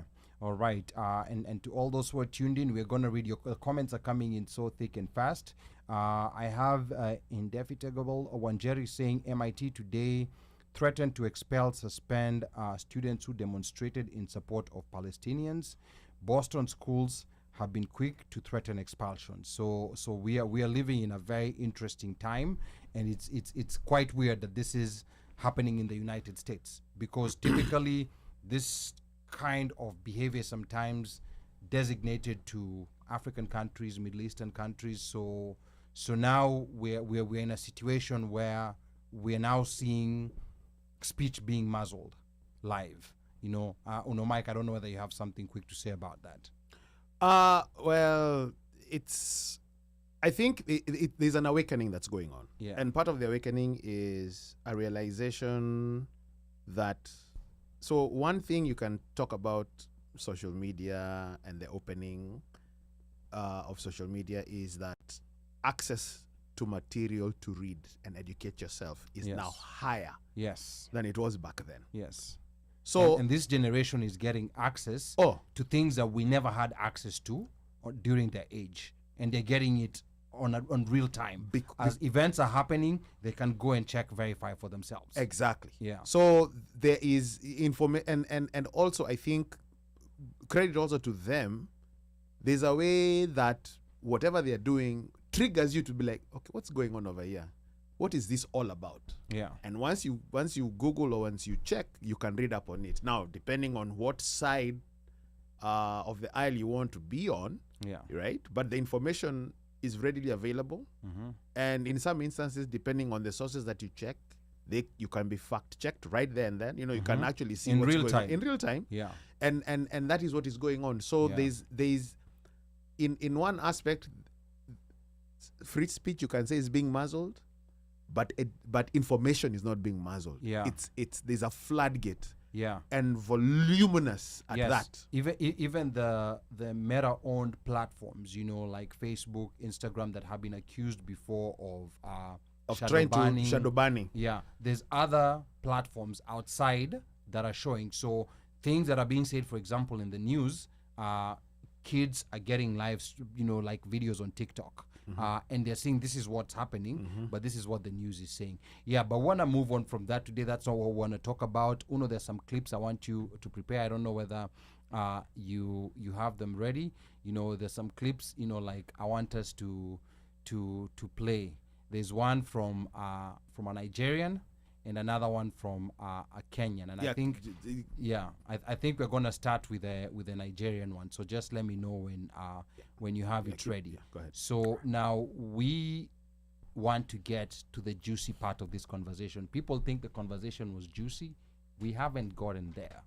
And we want, let me see how to put this. We want to know how it is for African-born Gen Zs when it comes to relating to their parents. We want to talk about this. But before we talk about it, Mike, like if you have that clip ready, let me know, and we can play it. But what Rehema, maybe let me come to you. What was different, from your peers, like when it came to relating to your parents, like for example, how Karen and Jake related to their parents as opposed to how you related to your parents, like was there, like one red flag that this is clearly very different from what the average American does? Yeah, so I think that the difference between my parents and I, and comparing, like, get closer to the mic. Okay. Yeah. I think that the main difference definitely is how much the authority is stressed. I think like African parents are, I saw someone in the chat, I forgot who it was, but a while ago they had mentioned like that they disagreed with me because they think that African parents just want what is best for their children, right? Mhm. Which I agree with. Mhm. But the major difference between that and American parents is that is the main thing stressed. Everything else is secondary. Like, we want you guys to have a better life than what we had, and we want you guys to be, your major needs are met. Yeah. And a lot of American families, I think, like, that's just like second, like, it's just all in one conglomerate. Like, it's not as stressed, if that makes sense. And yeah, like, I think that's just the main thing. Like the questioning of authority, coming to your parents about certain things. I grew up playing soccer, right? So I grew up around a lot of Americans all the time, different races, majority white people, but like mainly just Americans. I remember like there were certain things like sleepovers and such. Oh, Rehema, why don't you just ask if you can sleep over? Like, why are you so scared to ask? Because I can't. Like, asking won't do anything. The answer is you already no. know the answer. You already know the answer. Every time. But it's like they never want to understand. Yeah, they don't understand. They're just like, okay, but it doesn't hurt to ask. Actually, it does. Because if I ask, I'm going to hear the same thing. And now I'm embarrassed. So it's like certain things like that. The cultural difference is some things that cannot be changed. And growing up with Americans, you have to understand how to navigate it. Because they'll never fully understand, like, where I'm coming from. Okay, they'll never understand why you can't just go ask just go ask your parents. Something crazy. Or have that open dialogue. Yeah, the open, like, there isn't, Like, just going, or like, I would say, like, the authority, or like, this, for me, it would be like respect. The authority, like, respect is like, parents expect you to completely respect them the same way they respected their parents, which we do. But up to a point, I feel like respect is a two-way street, and the respect is often not given back. Yeah. Like, I know they're still children, but everybody deserves to be respected the way they are. But you're the child. Okay. Like, see, yeah. I mean, you're the child. So, I mean, the parent is always right. I mean, what's wrong with that? Because, okay, to a certain extent, right? Yeah, you're right. But then it comes to a point where you have to separate the fact that they're your child from the fact that they're also a person. And that is where I feel like most But I brought you into this world, so I'll just take you out. That saying needs to be abolished. That saying is so, like I mean, what's there not to understand? You're Okay. here to be seen and not to be heard. He's talking like an African. I Yeah, think he's no, trying to play like, devil's No, I know. advocate. I'm hearing my father like right there. Like, no, what I'm not saying this. I'm not saying the same amount of respect that is supposed to be given to you is supposed to be given back. I get it. Yeah. See, it's very tough for your parents to do that because the way they grew up, see all those things I was saying, that's what they grew up with. And then there were additions of, if you don't like it, you can leave. And oh, by the way, you're leaving naked because I bought you those clothes. So, there's when you take that context in, you kind of understand where they're coming from. And then they're caught between like two cultures. They're caught between America and also being African and from wherever ethnic group they're from. And for them to ride that and then be able to provide for their kids, and that's why they feel like they're providing for you, and the least you could do is listen to what they say, no matter what. Now, here's the thing, right? The entire mentality of like, I'm providing for you, so you shouldn't ask for anything else. Yeah, That's not. Or you should listen to every single thing I say. That is, to me. I feel like that's what leads to children not wanting to listen to at a point anymore, like, or not want to talk to you, because it's like, if you say you're providing and you should listen to everything I say, but if I come to you, you don't listen to me because like I already provide for you. There's nothing left to say. That's the end. That's the end of it. And it also comes to like building a relationship with your child outside of parenting. Like, it's one thing to be like, okay, I'm buying you food, you're in school, you're healthy, but also like, do you know your kids' interests? Do you know what they like? And I think they don't know how to do that because they They were were never never they were taught. never Yeah, raised. yeah, That- so They were but- never raised but- that way, and yeah, then but by now- the time they kind of tried to learn, It's too late. Yeah. you guys are adults and you're out the house. Yeah, but I think, like in their defense, I think, like this was okay when this was fairly new, but I think now we're getting into a position where I think Correct. people are seeing the issues with neglecting these things or not Yeah. trying to learn them. So I think the important thing going forward is for people not to repeat these mistakes. Tricia says transactional love as opposed to unconditional love. And then, like as Mike is queuing a clip we want to play, Slay here is saying this is something a lot of us parents are learning, including apologizing when we are wrong. We grew up in a time. what? No, wait. Let me finish. Let me finish reading what she's saying. Saying apologizing when we are wrong. We grew up in a time where you could speak up, let alone where we could not speak up, Yeah. let alone correct your elders. The one thing that I would say here is that there also needs to be a balance. Correct. Like you don't wanna overcompensate and go the whole other way because Oh, at the yeah, end of the day, yeah, you're yeah, you're yeah, also yeah. you're still a parent. But I think you should also be aware that you're parenting in a very different environment and be self-aware that I need to learn. Like in a lot of these, sometimes these get-together we have, I think it's important, like where people are schooled about, like finances and stuff like that. We should have a session where, like parents who've been here for a long time, school other parents who are new and they're coming here and telling them, this is what to expect and this is what you need to know. Because I think that sometimes doesn't happen, and that's where you see these mistakes being repeated. Annette Karanja here says, the parent is always right, translating to teachers are always right, your boss is always right, the police are always right, your abuser is always right. Teacher personhood is so important to prevent abuse. So very important comment there. Elizabeth Njuguna says we have a lot to unlearn from parenting as we were parented. Then can I bring up one point? yes, as go ahead. well? Go ahead, Rehema. I think also like back to the idea of like, okay, so when African parents were growing up, right? They were Yeah. surrounded by other African kids of other African parents Yes. Yeah. only. Yes. And for us, we have our African parents at home, right? Obviously, we have our cousins, we have the church community, sure, but we also have Americans, Asian Americans, like everybody else. You know what I mean? So we're hearing how these other people are experiencing these things. These experiences people are having, the way these parents are acting with other kids, and we're obviously going to reflect because we are in that environment. And I think that's what a lot of our parents struggle to understand. Like, we have so many outside factors affecting the way we see things. Yeah. Oh, why do you think I would like act like that? Why do you think I would be able to give you the permission to do that? Because my peers are getting those permissions, Yeah. and I don't understand why I can't either. We're the Okay. same age. That's the kind of mindset. So parents should be understanding there's a lot of different moving parts, and you put yourself in a position to try and understand. Yeah. And I think also with the kids, I mean, the kids of course are kids, but I think also as a parent, if you put yourself in a position where you want to understand, and if there's something for particular reason that you don't want your child to do, like for example, go for a sleepover or go for Halloween with the other trick-or-treaters in the neighborhood, you have to explain to your Yes. child why you're doing that in an empathetic To way. draw a parallel, and maybe this might help or whatever. I think the same way Rehema is talking about being in because you have your people at home, but when you go out there, you've got Asian Americans, whatever. It's a whole different world. It's the same way when you go to work. You're not just going to work with Africans. Yeah. You're going to work with With so many everyone other people. across the board.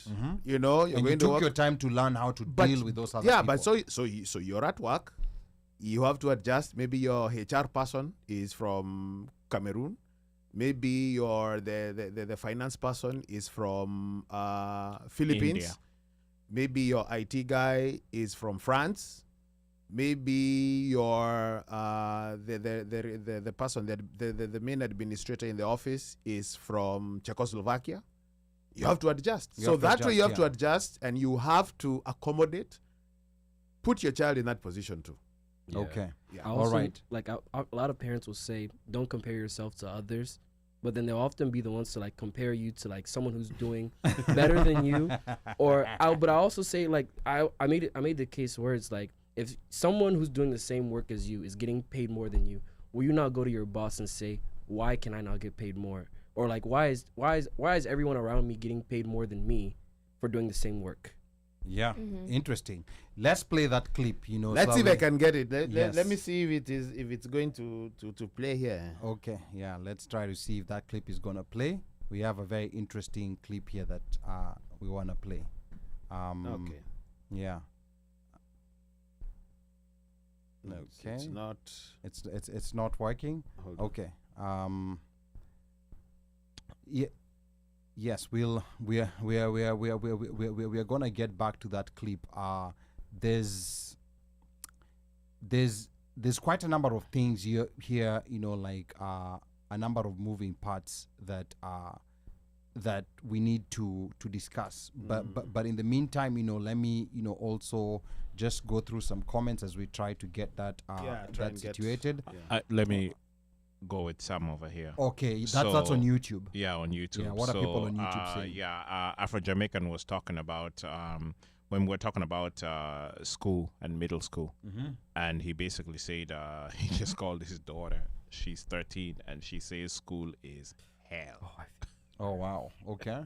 So 13, yeah. 13, so That's the age. I think for him this is an aha moment. I think he's getting a light bulb moment just hearing you guys talk about it, and maybe he's getting some insight into like maybe some things to do, or like have a listening ear, have an open channel. You can come to me, you can talk to me, you can let me know what's going on so that they can try to figure it out. And we have a caller.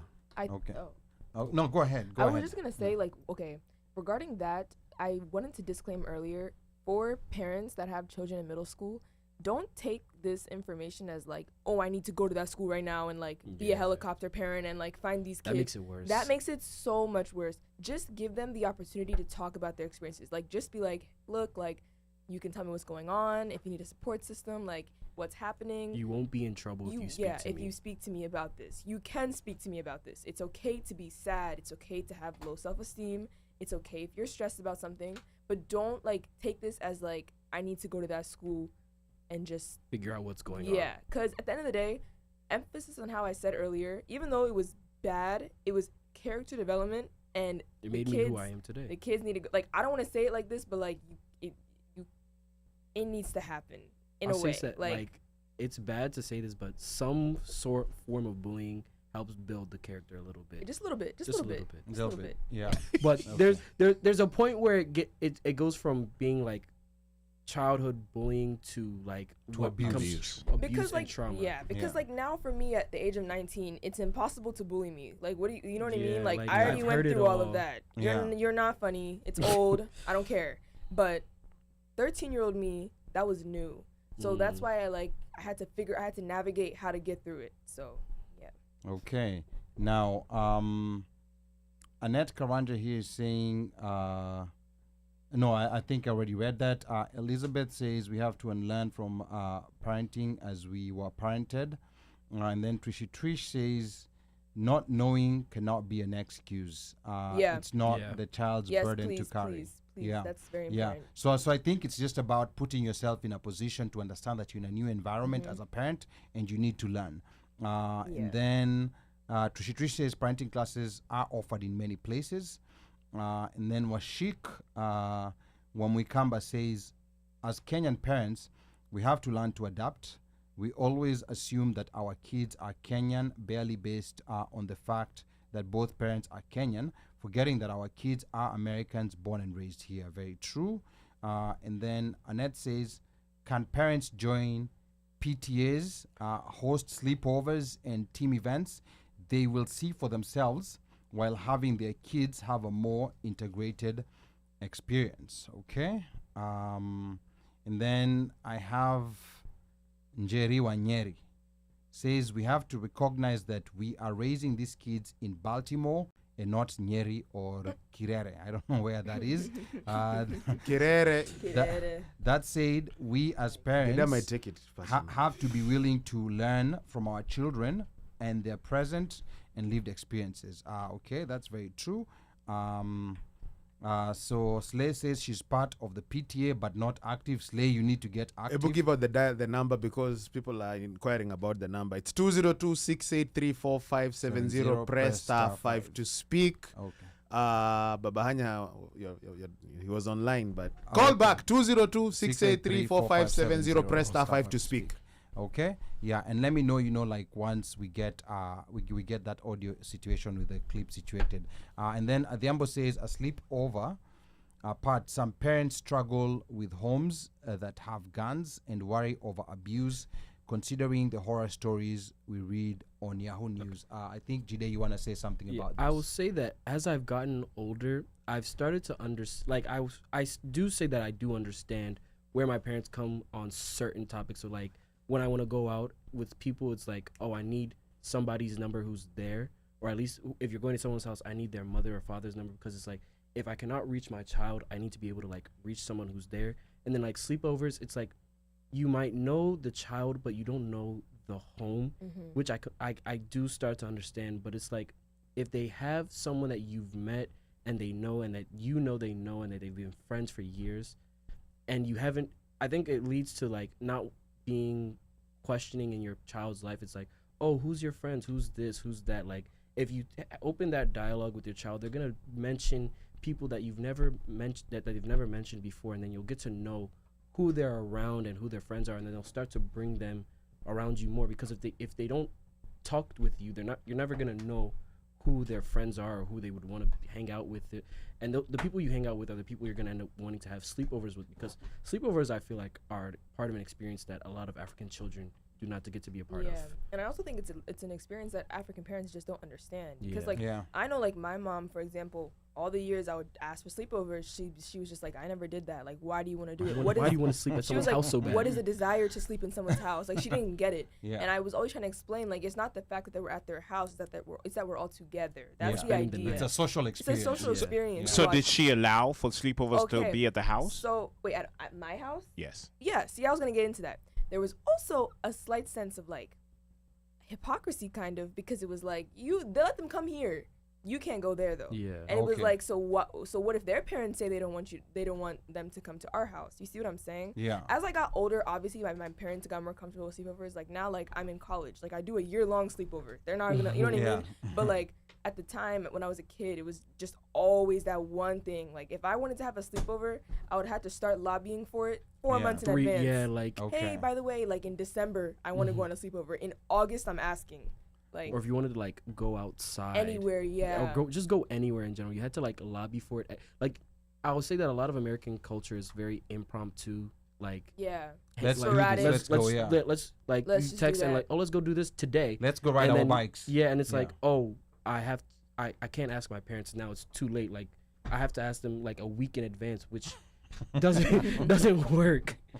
Or it doesn't work for the Yeah. spontaneity. You just want Right? like Yeah. some of the best things that you do with your friends is spontaneous Yeah. things. Things change, though, like, as you get older, obviously, and also Yeah. when your parents get to know your friends. Like, for Mhm. me, that was really what, like, that was what was a make or break for my, like, social life in high school. My parents, like, they were like, okay, Rehema, like, these people are looking familiar. I actually know who you're with. Okay, you can do things, spontaneously now, because they Yeah. know who I'm with. Yeah. But that, like, middle school, early high school era where I was, like, making friends, they were just like, we don't know who these people are. You can't do any of it. Yeah. But, like, when I was, like, a little older, it's the familiarity of the faces, definitely. Okay, and like looking at it from the perspective of your parents, giving an example of myself, like that's something I would never even think about.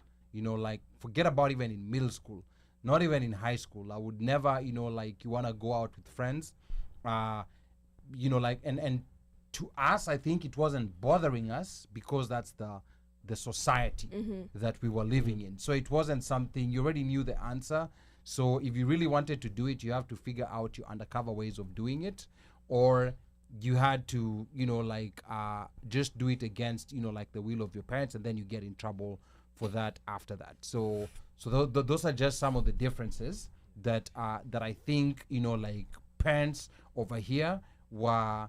It's kind of like they were learning on the job. You're in a new job, like you never got training, but then it's a job the job has to get done. But I will say, like, for first gen kids who had older siblings, we had it a lot better. Then, like, Oldest siblings compared have to the me and worst. Jide, my experience was probably way easier than his because Okay, you are fast I'm born. the oldest sibling. and I have an older brother. Okay. So like he really set me up well with certain things because my Okay. parents were able to trial run with him how Yeah. to navigate I'll certain I'll things. say that oldest African-born children here. I mean, first-gen The children here. firstborns. The firstborns have it. They have it the worst. worst easily Mm. because they're the first ones to like their parents. Their parents are that's the first child, so they're now like learning this new culture, how to parent this child in this new culture.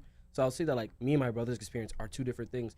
And to the oldest child, when they get older, they start to get a little more like resentful, if that makes sense. Because the way I look at my brother being brought up, it's like, why couldn't you just do that? He got a softer life. He got a softer life. Oh my god! Like, but as I said, as I got older, I started to understand like this was your first time parenting. Like, you struggled with the same things that like other people struggle with. It's just that you didn't know how to go about it. But now you've done it 2-3 times. You should have it better at the third time. And then it's like, if you came here and you didn't have the money and you had to hustle, now you've hustled long enough to like be able to provide a better life for the youngest child. Okay, I think we do have a caller. You know, the number to call is 202-683-4570. Press *5 to speak.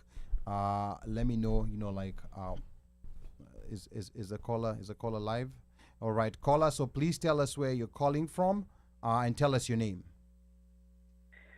Hello, my name is Rehema, Rehema's dad. Okay, and Rehema's dad, where are you calling us from today? I'm calling No from dads Baltimore allowed, County. man. No dads allowed. Okay, Rehema's dad, talk to us. You've been listening to the conversation. Was there any Yes. aha moment? Are these conversations that Rehema's already had with you before, or is there any aha moment that you got in this exchange that we've had here, and you're like, oh my goodness, I did not know that? Or are you gonna tell her not to come back home? Yeah. Yeah, it was an eye opener. I have experienced this with a kid, and other children who come to my house. You know, they come and talk to me. You know, both from my daughter, my son's side more. My son's friends have talked to me about this a lot, and I guess they feel like I'm easy to talk to, which is amazing because I thought I was hard. So I can only imagine how their parents are. You know, based on what Rehema said, you'd think I'm hard to talk to, but the kids that come to talk to me say worse things, and they think I'm easy to talk to. So it's a big problem when it comes to the difference between our culture and their culture here. But I wanted to say that I think that one of the disadvantages with their generation is they were the first kids to be born, I believe, like in the year 2000, 2001. And it's getting better because, like, for example, when I look at my daughter who is 8, I think they had it harder because of how the situation was. You know, young parents. There were not many people here. We were young. We were also learning. We were parents and we were learning at the same time. So it was both. Okay. But for someone like me now with an 8-year-old, 20 years after, is a completely different world. So I think that was one of the disadvantages, and also the exposure. If you look at the world today, social media, where the world is compared to 2000, is a completely different world.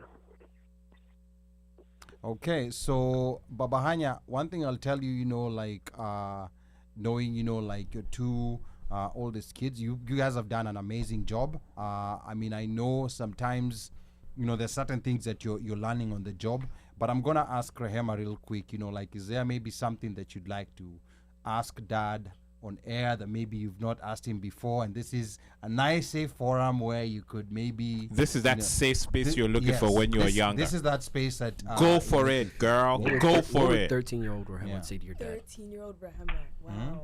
Yes. Don't be scared. No, I'm just thinking, like, I think, like, Get closer to the mic. Okay, sorry. Okay. I think my main take, now that I'm 19, right? Most of these things I've figured out.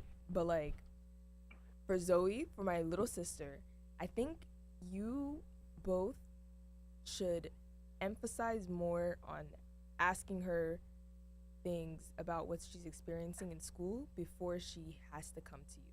And obviously she's little, so it hasn't really started yet. Well, actually, that's not true. It's gonna start soon. Hey. But she's What grade is she in? She's now in third grade. Third grade, okay. So she Oh, don't. yeah. Yeah. So like She that, already like told you have a funny name. yeah, So. Zoe has already, like, Dad, I want to tell you something. Zoe has already been coming to me about some funny stuff happening in school, right?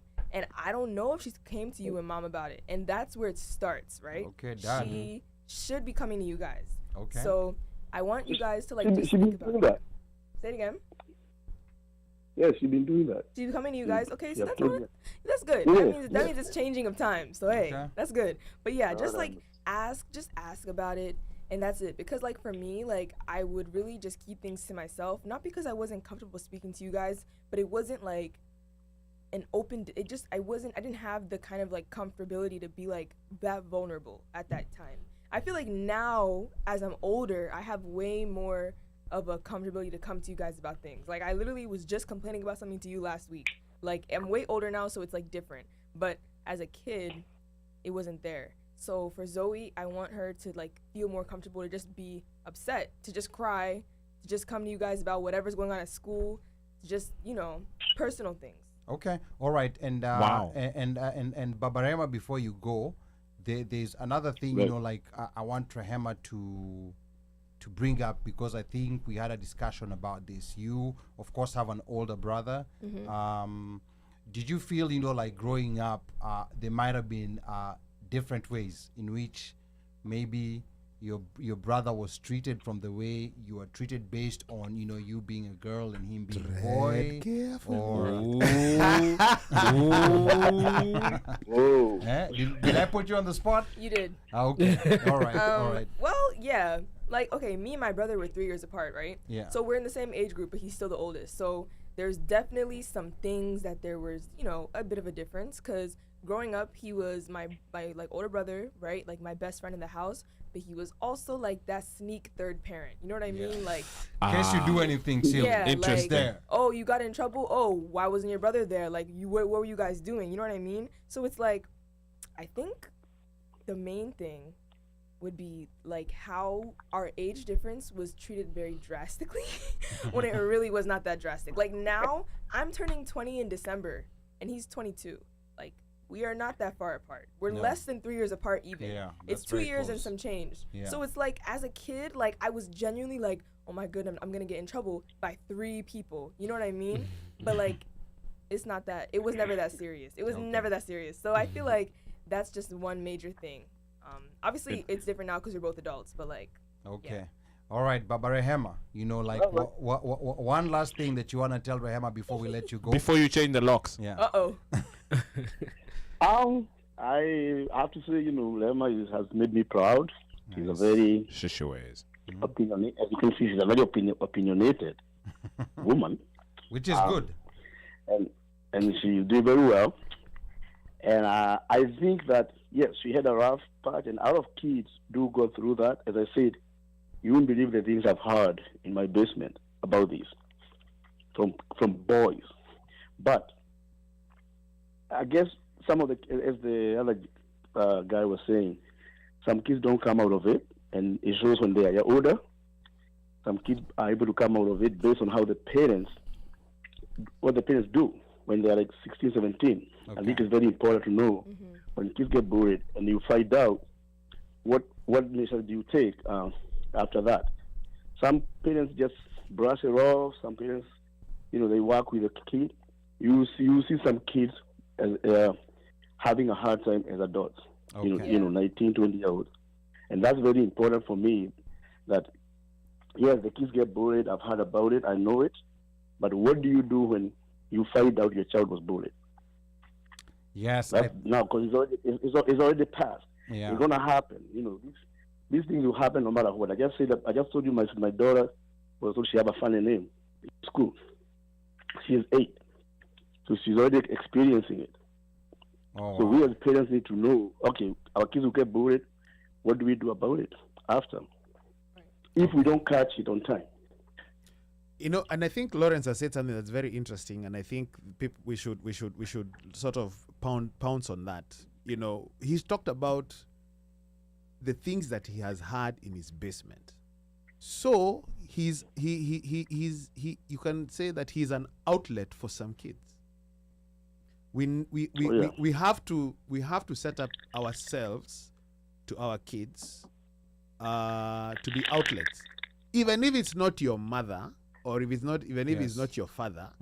Parents, you can tell your children, listen, if you I know you don't want to talk about this or you want to talk about that, but if you do, call Ali, call Omosh, call and talk. If you're a guy, if you're a lady, call auntie so and so. Yeah. Rehema. Because there's some things that you just don't want to talk to you don't want to talk about with your parents. Absolutely, and it's yeah. not, Absolutely. It's not like I don't trust you. It's just I'd rather not. And at least for me, I'm very thankful that I can talk to my parents about most things at this age. I mean, our relationship is very open forum nowadays, but I think for a lot of people, the support system is very, very, very needed. The village we were talking about, and talking to other adults and confiding in other adults and knowing that it'll stay there unless it's something that is absolutely they need to tell your parents about. Yeah. That's something that a lot of African communities need to emphasize more. Okay. Because then it'll just get bottled up, it'll go nowhere, it'll be internalized, and then now we're in our adulthood with things we never fully digested. Yeah. Okay. All right. Baba Rehema, asante sana. And right. next we are gonna be putting you on this seat. Thank you, where Dad. Rehema. Thank you, It's Dad. weird that we've been trying to put you here, but Rehema Beat you to it. came here Wow. before. So that's a conversation we'll have on the side. Hiyo ni ya nyuma ya tent. Yeah. And then probably even Isaac might come here before you, which is okay. Yeah. So what's his name? Baba Rehema, Gofu, or Lawrence? Zote. Zote. Yeah. Oh, Yeah. Baba Hanya, Shiove. Right. Yeah. oh, Iso Zote. Okay. Okay. Guys, the number to call is 202-683-4570. Press star 5 to speak. You are the last. 202-683-4570. Press star 5 to speak. I was being told that I'm giving away I'm announcing the number I'm trying to not give it Why away. don't you add it in the chat? It's been added. Okay, we Oh. can add it again. We can add it Yeah. again. Yeah. So play that clip. I don't know whether you're able to find that other one. If not, play this one, and then we're gonna still try to find that other one. Is a Muzungu party, aka white people party versus African party. Hello. Nice to meet you. Well, you're late because the party started at 3. It's 3:02, okay? Next time be very early, okay? And there's some sandwiches over there. There's vegan and non-vegan, okay? You only get one per person, okay? Control your kids, please. They're being very loud and reckless, okay? Cake is at 3:30 sharp. If you miss it, then you don't get cake, okay? Wow. And at 4, everybody goes home. Okay, everybody ate cake? Thank you, bye. I hope you enjoyed. Versus African parties. Hey! I have not seen you in a minute. Hey! And you brought your grandmother, your grandfather, your uncle, and your auntie. There's some githeri and ugali over there, and skuma, okay? Skuma. Everybody eat. Eat nyama choma, anything that you want. Use your hands, okay? Use your hands. And if you are tired and you ate too much, you sleep here. We have extra beds, okay? Okay. Where's the music? DJ, put the music. Epi, calm down. Calm down. But you know what? Is this what you guys used to do, imitate your parents in your free time when you're just the kids alone? Used to. Huh? Used to. Sorry. I think they still have. Oh, okay. Used to. All right. I think they still have skits. Huh? Of You guys still have course. the skits. I will say like half of TikTok is like Yeah. this. There's a but whole side of TikTok there's a whole called side of African TikTok. Talk. Yeah, And like African Talk. everybody, like it's mainly just first gen kids, and that's We're literally talking all about it our is. experience as first First gen. gen. Yeah. Oh, okay. You know, like we were very terrified to trying imitating, like our parents.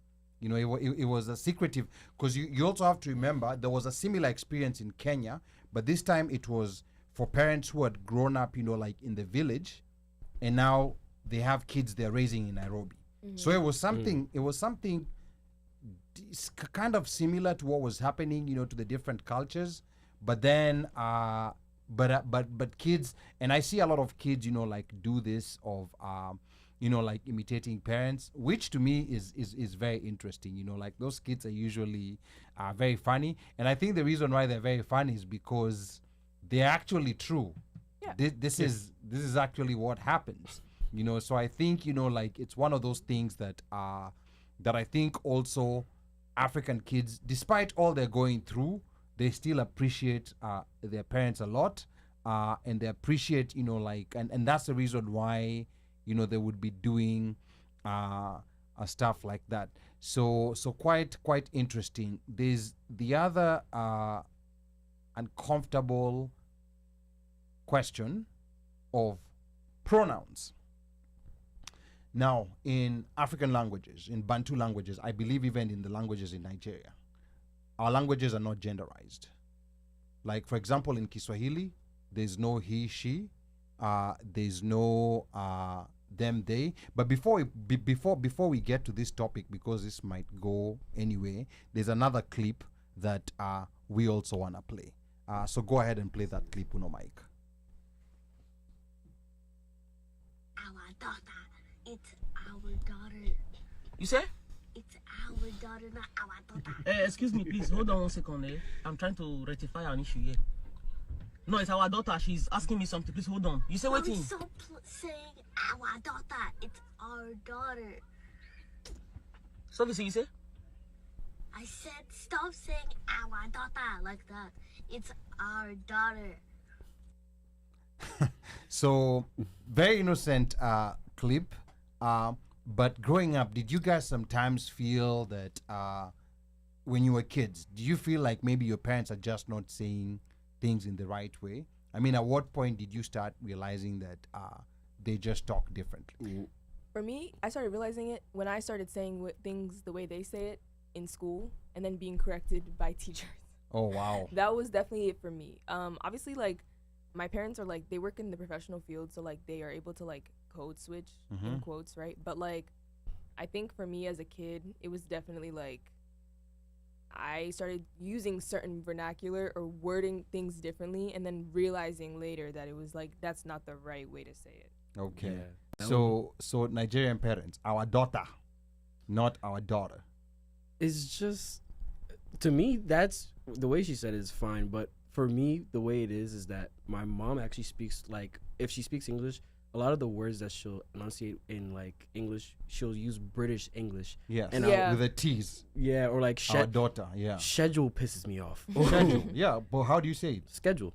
Schedule. Oh, okay. Yeah. So we'll like Schedule, we'll okay, like all right. correct her, but we're not like on we're just joking. It's just funny. It's just Yeah, funny it's to not like see the serious, though. difference. Yeah. Okay. It's not serious. Like, I remember, like, this was many years ago, and it still makes me laugh to this day. Me and my family and, like, some of my aunts, we were in the car, and we drove past Rutgers University, like, in New Jersey, Yeah. and none of them could pronounce that name. Like, not a single one of them. And it was the most funniest thing ever. Like, we spent, like, 10 minutes, me and my brother trying to say, it's Rutgers. And they were just like, Rutgers, Rutgers, Rutgers. So, yeah. And you know the funny thing is that Kenyans, especially, we tend to see ourselves as people who speak very good English. So we don't take it. It's one thing like if you're from a francophone country, but like in Kenya, I think people take it very personal. You know, like when when you correct them, because we come here feeling that we speak English in the right way. Njeri Wanyeri says, I felt that one. Why did I ask my child when she was younger to bring my car keys, and this child went to look for my khakis? No, That's but funny. yeah, I would say that a lot of a lot of things that we use in like English here are the way you use it in your own country will be different. Like, I was 16 years old when I found out that trafficate wasn't a word, because I was using it with What again? trafficate. Trafficate. A lot of us Nigerians will say like to okay. to signal that you're turning right or left. Trafficates, right? So when I was with my driver, Wait a minute. So you mean Trafficate. indicate is indicate is trafficates. That's a new one. this Nigerian, Yoruba, Igbo, Hausa, or it's This more just pigeon. pigeon, yeah. This pigeon English. Yeah. Hey, that's Hey, right. hey, watch it, please.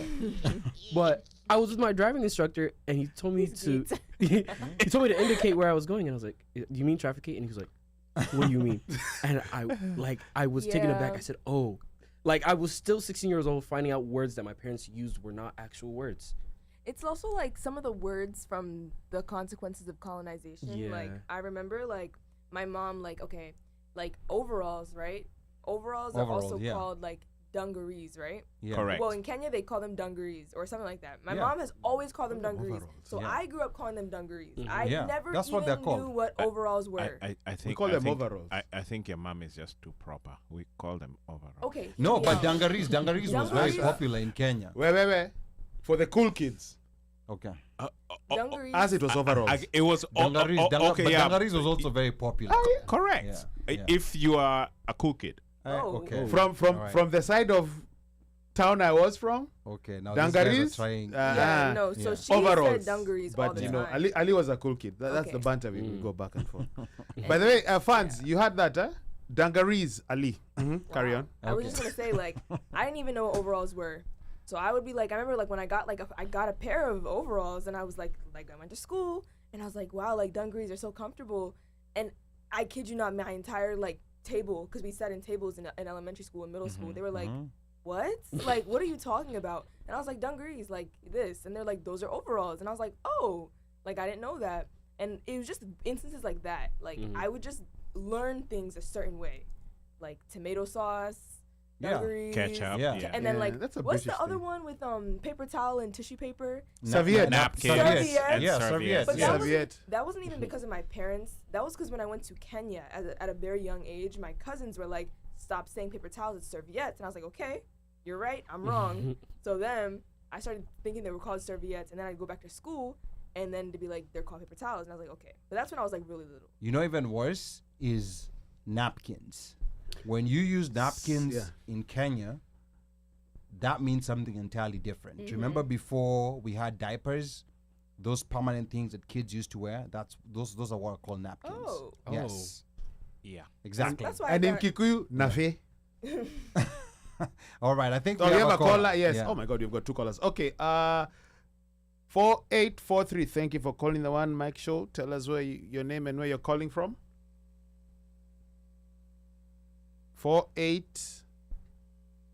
4843. I think I have the correct line here. Can you hear me? Yes, we can hear you. Ish, baby. And reduce the volume. If you have any background volume, please reduce it. Yeah, can you hear me now? We can hear you loud and clear. Tell us your name and where you're calling from. It's Tara. Where are you I'm calling calling from, Tara? Baltimore. Hi, Tara. Calling from Baltimore. Okay, talk to us. Talk to us, Tara. What's up?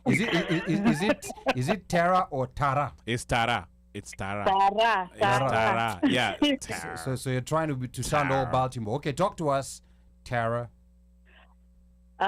So me, I'm one of those kids, who came here and I started middle school here, high school here. So I can relate with what they're saying, and how we had to go through this system and then your parents don't get it, and it's like even you don't get it at that time, I was used to being in one class, all the teachers come in, and all of a sudden you're going to every other class. You're hopping from one teacher to the next, And then I think they were also covering about bullying.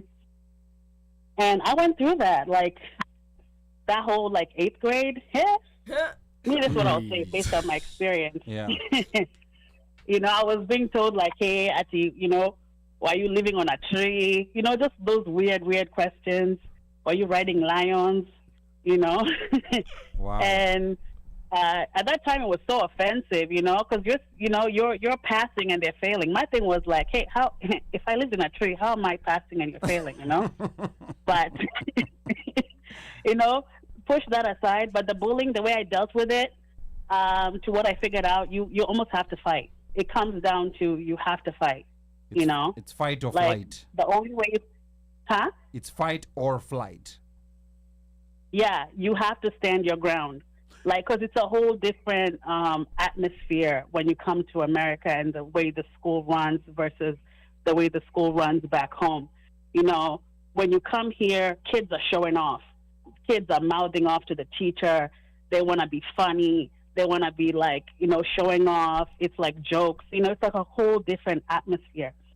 So somebody bullying you is also funny, you know. Other people are whatever playing or laughing or whatever, but it came down to I had to fight. I had to hurt somebody. They had, you know, we had to really go there. And from then that day on, man, next time I came back to school, that girl walked the other way. She crossed the whole way. She didn't want to face me. Nobody played with me. Yeah, they knew I'm from Africa with my accent, but they knew to step aside, you know, because they think you're just quiet, you're doing your thing. Because, you know, you have to, like, keep up your grades. You know, your parents are not playing with you. You know, you have to. Even when I got suspended, my mom was really mad at me. You know, she was like, "Oh, you just wanted extra 3 days." I'm like, "No, I had to fight." You know, it came down to somebody attacked me, and I had to do what I had to do. You know, so certain things you just have to do what you have to do, and everybody knows that. Don't play with that person. You know, don't fight back. Oh wow, Tara! You know, Tara, so, thank you so much. I think Rehema has a question, but real quick, Tara, you said so you came in middle school, so you entered the belly of the beast when you were coming, so you didn't even have the American accent. Baptism by fire. Baptism by fire. But Rehema has a question to ask you, or something to say. Yeah, I was gonna ask, like, you said you fought, but like, how did you deal with your parents with fighting? Because like for me, like the fighting, like that's even worse, like because it was never even an option to like actually like get. Wait, pause. When you say you fought, do you mean you got like physical or like you would just like argue? Yeah, this one she's queen of physical. I had to punch somebody. I had to fight them because they kicked me. You know, I had one rule: you can say whatever you say, but if you hit me or touch me, I will respond, right? And that's just my personal rule. This is nothing to do with my parents, obviously. So when the girl hit me, like kicked me, I was like, kicked her 3 times back and punched her, and it was on. Oh, damn. You know? You ate that. At some point, you got to. Because, like, if you don't fight, you're going to get, you know, be the plaything. And that's what I saw, you know, like you said, Moshe said, baptism by fire. It really is like that. If you do not fight, you will become the plaything. You'll become somebody's joke. You'll be, and she was doing a lot. And it was somebody I didn't even know her name, honestly. She had been doing this since day one I came to that school. And I didn't even know her name. So you really have to, you know, go that way. And then you just go home. You get yelled at. I think my dad asked me, did I win the fight? And I said yes. And that was it. My dad was good with me. Wow. My mom was mad. But later on, she supported me, you know, when she finally, you know, understood what was going on, you know? Yeah. So, yeah. Oh, wow. So, Asante Sana Tara, you know, like, this is quite telling, and especially that middle school part. It seems, you know, like, African kids are going through so much that parents don't know. And I think we might have another caller here. Thank you, Tara. Thank you so much, Tara. Right. No problem. All right. Thanks. All right, we have another one. 2658. 2658. Thank you for calling OneMic Show. Tell us where your name and where you're calling from. Hello, this is Esther Mulusa. I'm calling from North Carolina. Esther Karibu. Esther Karibu Sana. Talk to us about this. Come on, man. That doesn't work. No. Yes. Okay. Yeah. So, okay, I'm late. I joined the program late, so I don't know what you've covered, but I just wanted to give my little 2 cents from experience. Experience as As a parent, yes. Okay. As a Kenyan parent in the U.S. Mm-hmm. So bullying is a very big thing, and I've been exposed to the K through 12 system. I've taught high school for 1 year, 2015 to 2016, and I was very observant. And I also go into the K to 12, system every now and then, and I observe. But as a parent, I brought my son here. He joined the school system, and I remember, first of all, it depends on what school he goes to. Predominantly white. If a kid is in a predominantly white school, the bullying is of another level, and it can be very toxic, and your child has no protection. Because I remember, first of all, he came from Kenya, and the Kenyan system then, I think even now, we are kind of ahead of the American system. Yes. So when they tested him, because they take you for testing in the county first to see if you're literate, if you can read or write, he did everything exceedingly well, his math, his English, but the only thing they asked him to do was, can you write a speech? And being the honest Kenyan kid, he said, I don't know how to write a speech, because even I don't know how to write a speech. Yeah, I mean, that's... if somebody tells you to write a technical speech. So that was enough for him to be thrown into the ESL classroom, English as a second language. So I didn't know. I did not know. So one time we were talking, that's why it's important to talk to your kids every day, what happened at school. So we are talking in the evening, and he's like, I was helping the other kids in ESL. I was like, you did what? I went to the school the following day. I was furious because I'm the fearless type. I was so mad. I marched to the school, and I summoned the teachers, and I asked them, how dare you put my child in ESL? This child, I am the one who taught him how to read and write before he went to school. Bring any text here, he will read it. He will do his math. How dare you take my child to ESL? Yet he writes and reads English. He may not know the American accent. So they removed him immediately. Now that's the agency that a parent has if you have the knowledge and if you have the guts to confront them. But many parents do not have the guts to confront these teachers because most parents feel intimidated, So kids just suffer without your knowledge. ESL is a waste of time for a child because you don't get any credit for being in that classroom. And you're just helping other kids, Some teachers, they just leave the kids to their own, devices. So that is one experience I had, and I was very upset, and I dealt with it. And then there was the bullying. When he's walking, he would be told things like, go back to Africa. This was coming from some poor white kids. I'm just going to name them as they are. So another thing is boys. Boys respond differently. They don't want you to save them. They want to solve the problem themselves. Boys are different from girls. Girls need to be rescued and protected. So I learned about the bullying from a child, a friend. They used to go to school together, come home. This boy was telling Dennis, and the child told me exactly what happened. This boy keeps taunting him, following him, and calling him names. And Dennis is not like me. I am a feisty, fiery person. I am a warrior. I will fight anybody. But he's quiet, very quiet, very, somebody who's thoughtful. But this boy got to his nerve, and this girl described how the moment Dennis turned around. Now, this bullying happens under the watchful eye of the teachers, mostly female white. But the moment my son got him angry, he turned around and he wanted to do something. That is when the teachers came running during lunchtime to save the little white boy. So when I heard that, I marched to the school again. And I sat the teachers down and I lectured them and I told them, nobody has a right to tell my son to go back to Africa. We all came from somewhere. I want to meet the parents of this kid and I want to give them a history lesson because they came from Europe somewhere. So we can all go back. We drop them off in Europe and we go back to Africa. Nobody's going anywhere.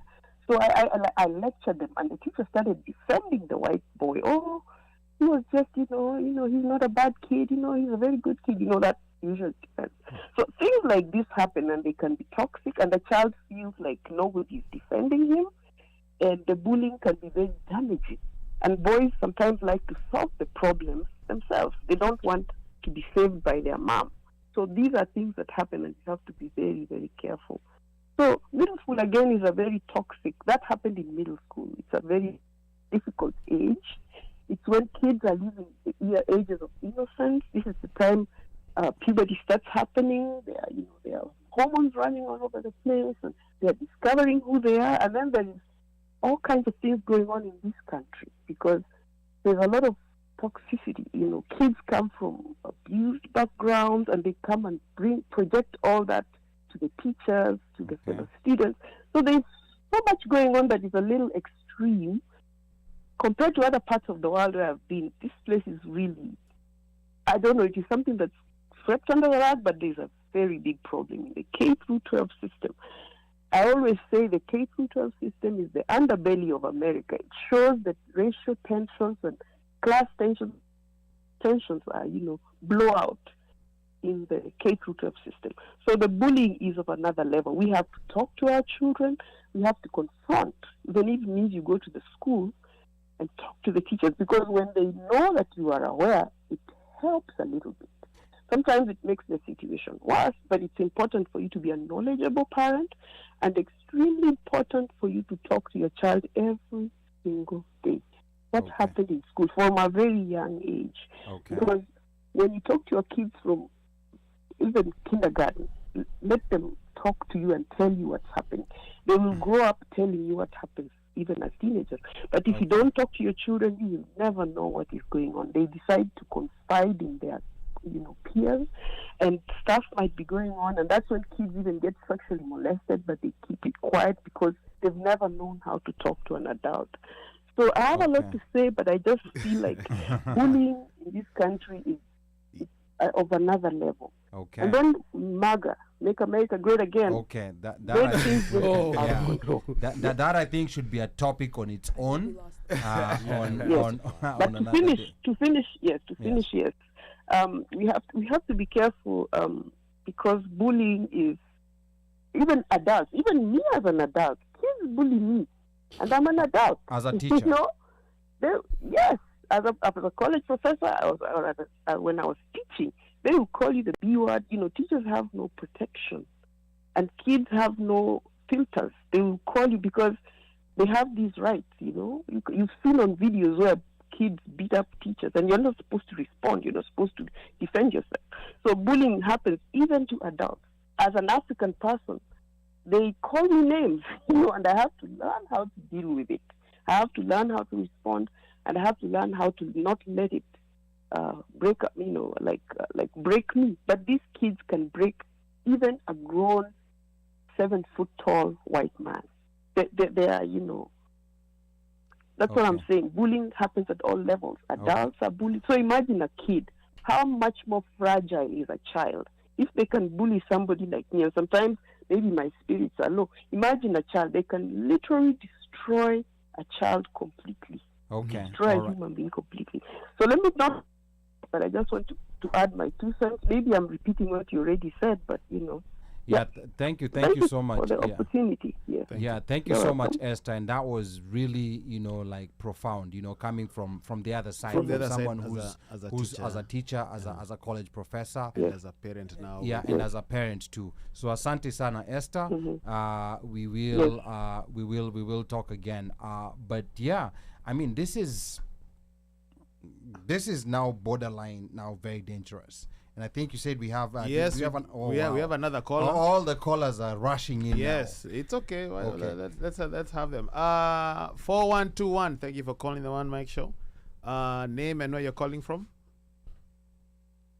George Morrissey, Spokane, Washington. How you fellas doing today? Good. So talk to us, George. Well, I just want to offer a different perspective. Yes, bullying is wrong. I'm not here to make any excuses. For a lot of people who know me, I also have an adopted son who actually is Caucasian. So he goes through a lot of these things. So I want to offer a different perspective because the fight back and forth and things that you have to fight back and hit back sometimes doesn't work.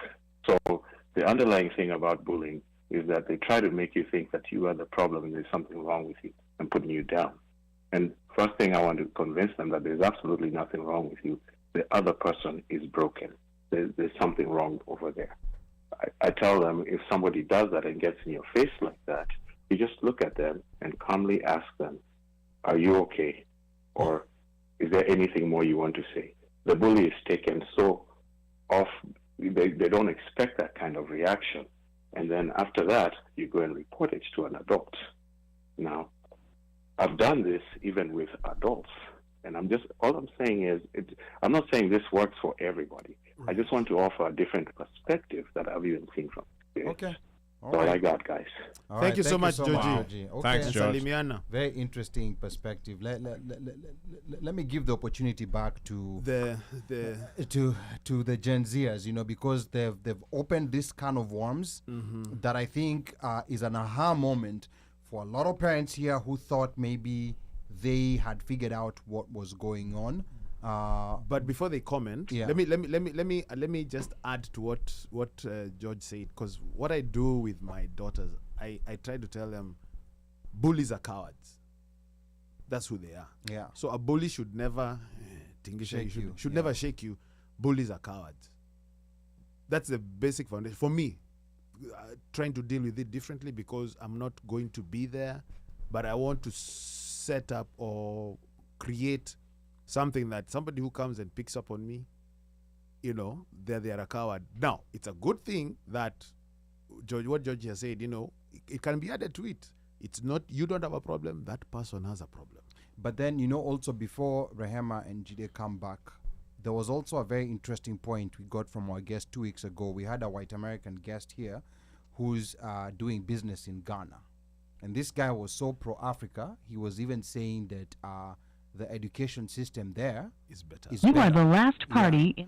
Yeah, he was saying the education system there is better. And one thing he mentioned, he said that if you go to an academy in Ghana, he said, there's certain things that may happen that are culturally different from here in America. For example, your child may get disciplined by a teacher, but at the same time, your child is not exposed to drugs, is not exposed to so many other things that kids are exposed here at a very early level, which I found very interesting. But let me hear, let's start with you, Jide, and then we're going to go to him about just what you've been hearing people talk about over the phone.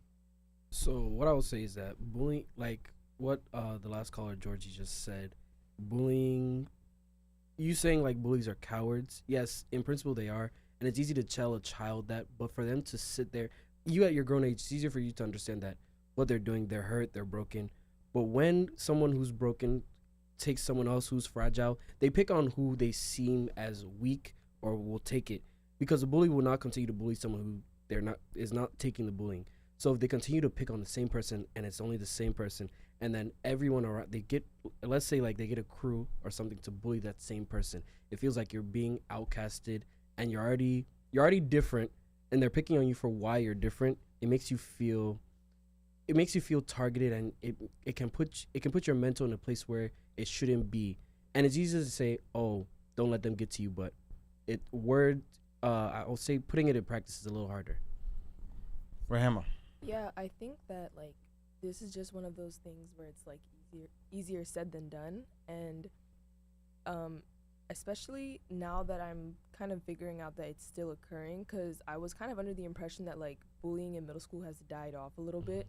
I just kind of thought like current middle schools weren't going through it, but someone in the YouTube chat had just mentioned that like their 13-year-old said that it was hell. So hearing that, I think, is definitely highlighting that it's still going on. And I think my main takeaway from what everybody has been saying is that like if you have children in middle school or children that are in a environment that can potentially produce that kind of, harshness, just try to let them understand that they can talk to you, and that's really as far as it goes, because a lot of kids will not want to be physical. Like going back to the like earlier how one of the callers was saying that she fought back. Yeah, Tara. When she said that, I thought back to like myself when I was in that place. I would never have fought back. I would just eat all of it. It was never even an option in my brain to like get physical, right? So, and I think that's honestly what most kids they're not seeing it like that. So yeah, just having a place to talk to is the most you can do. All right. And Kenyan Jew is saying Jide is keeping it real. Turning the other cheek may work in Spokane, Washington, but not in Baltimore, Maryland. Oh. It's not. Yeah. But again, I want to remind the listeners that this is the OneMic Show that you tuned into. I'm your co-host and producer, Ali Badawi. We have so much that we are covering today. Today is one of those days where, like the script that we had just went into tatters because we, like the conversation flow. There are so many things that we are learning that we did not know. And we, of course, here talking to Kenyan American Rehema Olamide and Nigerian American Olamide OLAJIDE about their experiences being raised in African households in the U.S. They are both sophomores at the University of Maryland at College Park, with Rehema majoring in public health science and Jide a mechanical engineering major. Now, our lines, of course, are open. People have been calling in. The number is 202-683-4570. Press star 5 to speak, and feel free to call in. As we're getting to a close, we're shortly going to be talking about experiences on faith, spirituality, and worship for Gen Zers who are born in African households. So I want you to stay tuned for that. But before we continue, Rehema and Jide, there was a video. I'm not sure if you guys have watched that video that had been trending of a certain Mr. Beast building 100 wells in Kenya and a few other countries. And I think Rehema rolling her eyes.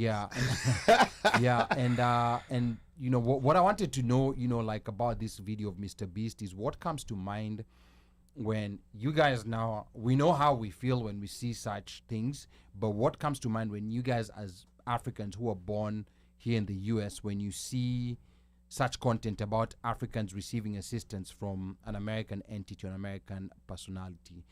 Maybe let's start with you, Jide, and then we're gonna go to Rehema. Okay, so on the Mr. Beast video, the controversy he's had behind that, I don't support the controversy behind that. But I do get what the controversy is about, is where like westernized countries portray Africa as like a dirt poor, or people living in mud houses, or nobody's there is wealthy or whatever. And it's like they only portray the bad parts of what's going on in Africa, and they don't portray what's really going on, or like they do portray parts of it, but they only portray what they want you to believe, if that makes sense. Like the same way that if you were to portray America, you could portray, the $1 million homes and everything, but you could also go to the streets of like the inner city and how people are homeless, and you have people like just not doing well. And it's like them receiving assistance isn't bad, but it's the way they portray how Africa looks, if that makes sense. And it's like they always make Africa look like it's one place where there's 50, when it's really a place of 54 countries all doing their own thing in their own unions, if that makes sense. Okay. Rehema. Well, for me personally, I just find any sort of media that is portraying Africa as extremely impoverished just a bit irritating, on the sense of like the Western standards, because like growing up as African children, we already had to fight the concept of like, oh, you're African, okay, like you live in a hut in Africa or something like that, right? And I remember like having to argue, like when I would say, oh yeah, I'm going back to Kenya in the winter, oh, like where are you gonna live? In a house. And they just wouldn't understand that, because to them it's like Africa is poor. So these videos by creators like Mr. Beast, Mr. Beast is doing a good thing, right? But the way it's portrayed is fulfilling the stereotype that we are actively trying to debunk. So I can't really be against the work that he's doing, because it's good, but then Americans, his fan base in particular, is a lot of like younger children, and specifically American younger children, are going to watch this and be like, wow, Mr. Beast is, helping Africa because they're poor. And that's all they're going to take away from it. How would you have done it differently? Had a chance of talking to Mr. Beast, how would you have done that differently? I think the main thing would just not to just emphasize the poverty. Like, okay, we're doing this in Africa because Africa needs help here. And also, this is also what Kenya is like. In Nairobi, maybe like show places that you're going in the city, in the town, meeting people, speaking to natives, just showing more nuance aside from just there is a water crisis and I'm going to help because I have money. It just gives the white savior complex that we literally are trying to not do, especially in Kenya. But within your age group, now that it's much easier to get access to information, from so many places, are these stereotypes about Africa still a common thing, or now people are starting to learn that there is a brighter side? Yeah, so somebody had mentioned in the chat about the research of like being African is cool now. Yeah. And that is literally the entire idea. This is completely gone. Everything that I just said, that is definitely like 5-6 years ago. Yeah. Before social media. Because of social media. There has recently been like an influx of people finding Africa cool because of Afrobeat and because of like Black Panther, Wakanda, and now suddenly like it's no longer like a weird thing to be made fun of for being African. It's now like cool. So people are educating themselves. People are, planning trips. I have friends even asking me, oh, like best places to visit in Kenya and stuff like that, when it's just a very cultural shock for me because 5 years ago I was getting bullied relentlessly and now everybody finds it cool. So yeah, I'll say like being a Nigerian, we used to be bullied for being African, and now everybody's seeing Afrobeats, Davido and Wizkid and Burna Boy, topping the charts, winning Grammys here, and it's like, oh, this is what happens. They used to look at our food like it was disgusting, and now everybody wants jollof rice. Like to me, it's not annoying that they're in our culture, but it's like annoying that it's like, this is how you guys feel now, but this is what you guys were doing a few years ago. Like now it's okay to be proud to be African, but before 5 years ago, it wasn't cool. But who was the best jollof? You already know what I'm gonna answer. I don't know why you're asking this. No, I can't make assumptions. For me, it's Nigerian. If my mom's cooking it, of course it's the best. But Senegal. I'll say Senegal is up there. Senegal is probably number 2, and then Ghana's 3 for me. Wait, Senegal number 2? Senegal's rice is good. Yeah, but you're saying number 2? Yeah. Number 2 to what? Nigeria.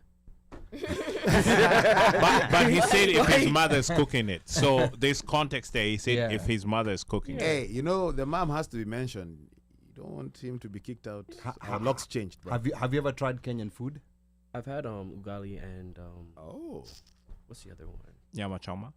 Was it meat? Pilau? Yeah, pilau. Pilau rice? Okay. That's better than jollof. No, he needs some giveri with an avocado. No, he doesn't. But you guys like adding, what is it called? They like the heat. They like the heat. They like the heat. We love heat. Yeah. And I think that's because I also have a Kenyan friend and we'll exchange food and it will be like, our food will be spicy and she'll just be like, no. That's the disconnect, I think, between a lot of Kenyan and West African food. Like, whenever I eat Nigerian food, it's very tasty, but it's so hard. It hot. Kenyan food is not spicy. Let me confess.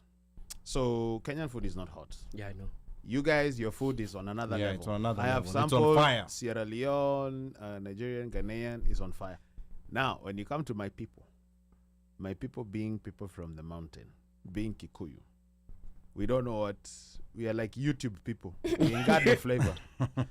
But where Ali's from, and I don't know about those guys over there from the Bay Area, as in Homer Bay. So I'm from I don't know the coastal part. So the coastal part, their food. Yeah, is on Remember when level. we went to when you guys came down, we went to Kilifi. Mm-hmm. Yes. Oh yeah. Yes. That's why it's from that his area. So the food is crazy. So when you go to Kenya, you know where to go get the food.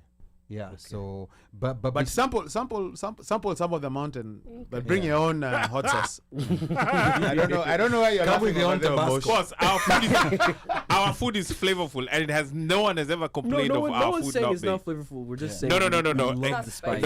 No, I'm saying that he knows why I'm saying that. Our mountain YouTube people. Their flavor is in the amount of water they add. Yeah. Which is a lot. Okay, that's a story for another day. That's a story for another day. But you guys, what visions do you have? What comes to mind first when you think of your countries? I mean, of course, there's the food part that you guys have been talking about. But Rehema, what else comes to your mind? Like when you visualize Kenya and you started thinking of Kenya, what was it that would come to your mind? Well, for me, I think the main thing that comes to mind when I think about Kenya is actually like the culture that's in the history of it, and not really for example, when I think of Kenya, I think of the things I've experienced in my shoshos, farm with my grandparents, learning about different things, different traditions and such. It's not really I don't want to say the flashy part, but it's not. It's really just the cultural and historical part. Or the cultural, and that's what comes to your mind when you think of Kenya. Okay. What about you, Jide? What is it, like when you started thinking of Nigeria? Like I don't know how frequently you go there, but what is it that used to come to your mind? What comes to your mind? For me, even up till now, it's like the culture we've brought here and how much more like multiplied it is there. Like Nigeria is a country of hustlers. That is one thing I will say. And I didn't realize how much, like I knew that they were hustlers because it's a mentality that we have here. Even like the first generation kids from Nigeria, I will say, also have the hustle mentality. But you don't realize how like everybody is hustling and bustling until you go there and you see the streets crowded with people trying to sell things, everybody trying to like live life.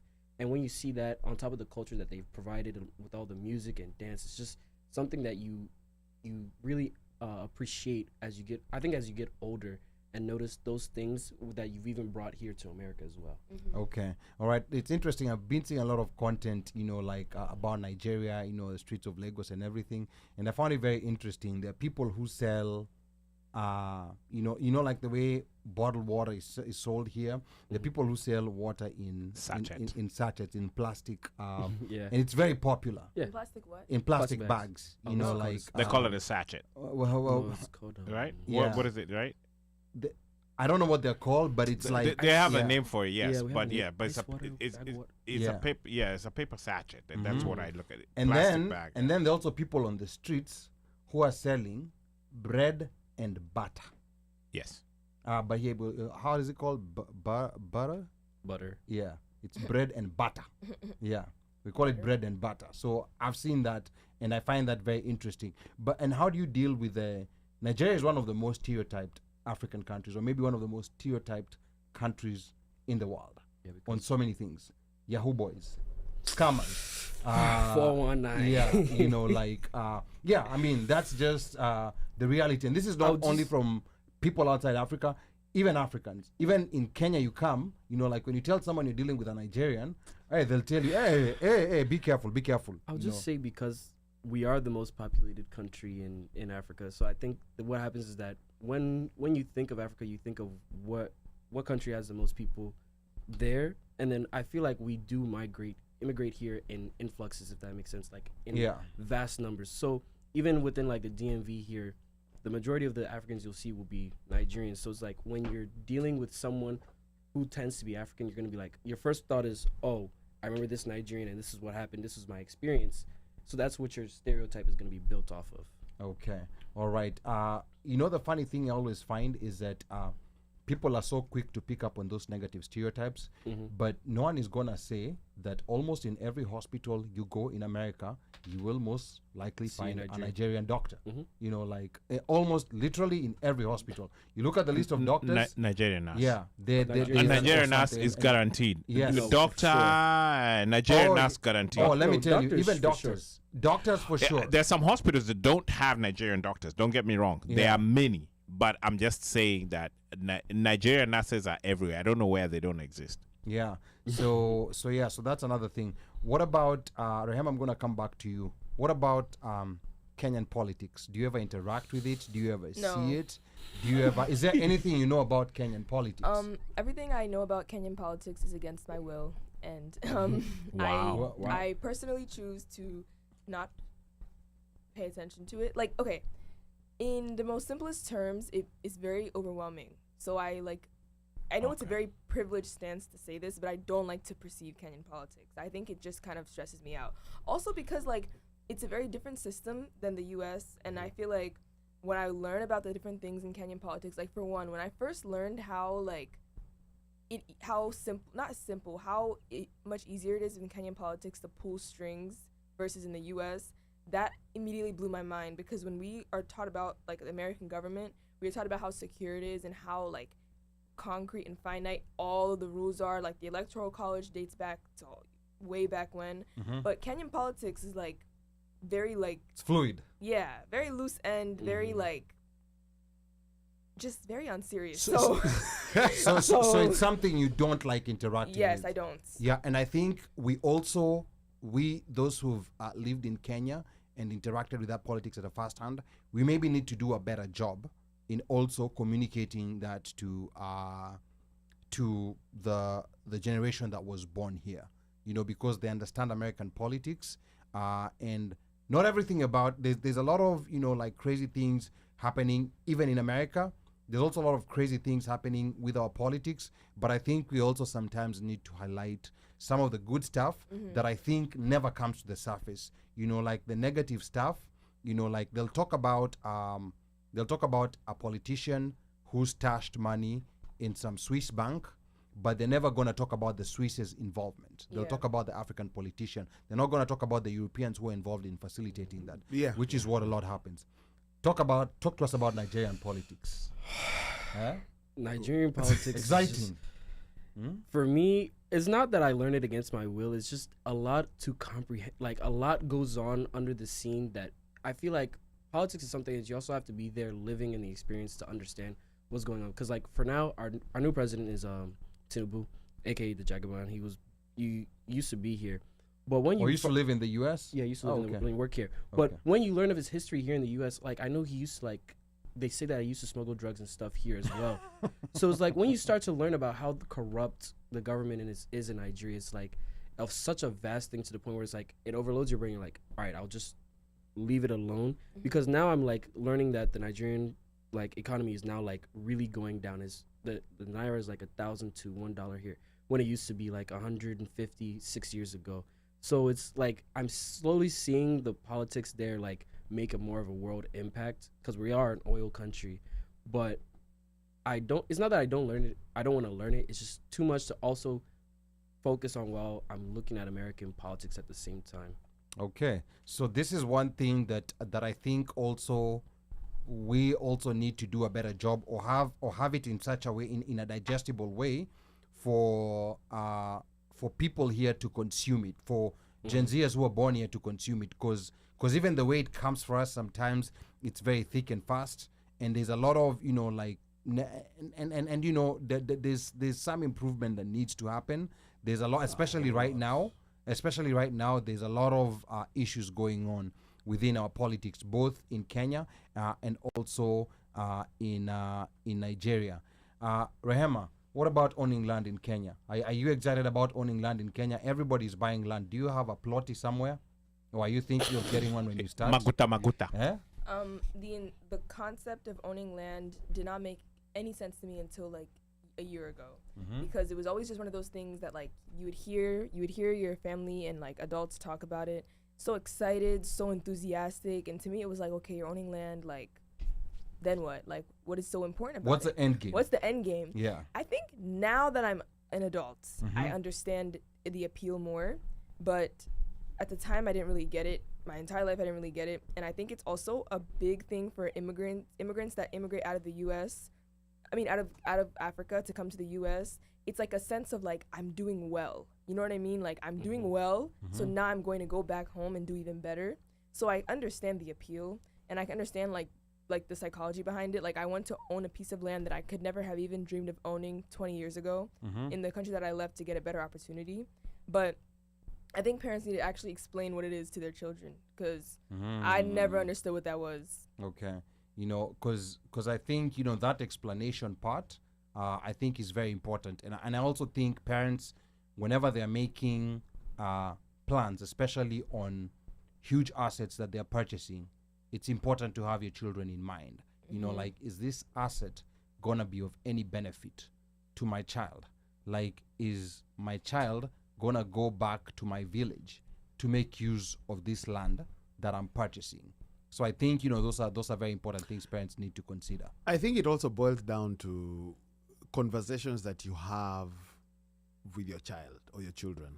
And I'm not talking about having a conversation again at 15, 16, 17. From very early on. It's from very, very early on. Yeah. You know, and this lays the foundation for a lot of things. It lays a foundation for them opening up or talking to you, you know, like now we've been addressing, you know, like bullying. Yeah. We've been addressing, you know, like things that are going on or knowing about your child.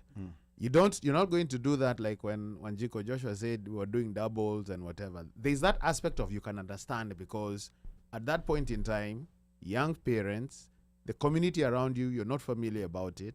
So you're looking for that circle that is around you, and you use that to grow. So you have to go out to look for so that your kids are so that you can feed your kids, and provide shelter and everything. But right now, from the explanation of the Gen Zers, it's a delicate balance. A balance has to be there, because you don't want to lose your kid once they get into the teenage years, because you're thinking, now they're teenagers, they're whatever. Now I can go and work and do more doubles and triples. Yeah. That's not going to happen. Okay. So I think these conversations need to happen from when 5, 6, and be intentional with those conversations, because like you're talking about land, have a structure, because chances are with them, with majority of their time being that they're interacting, their friends are here.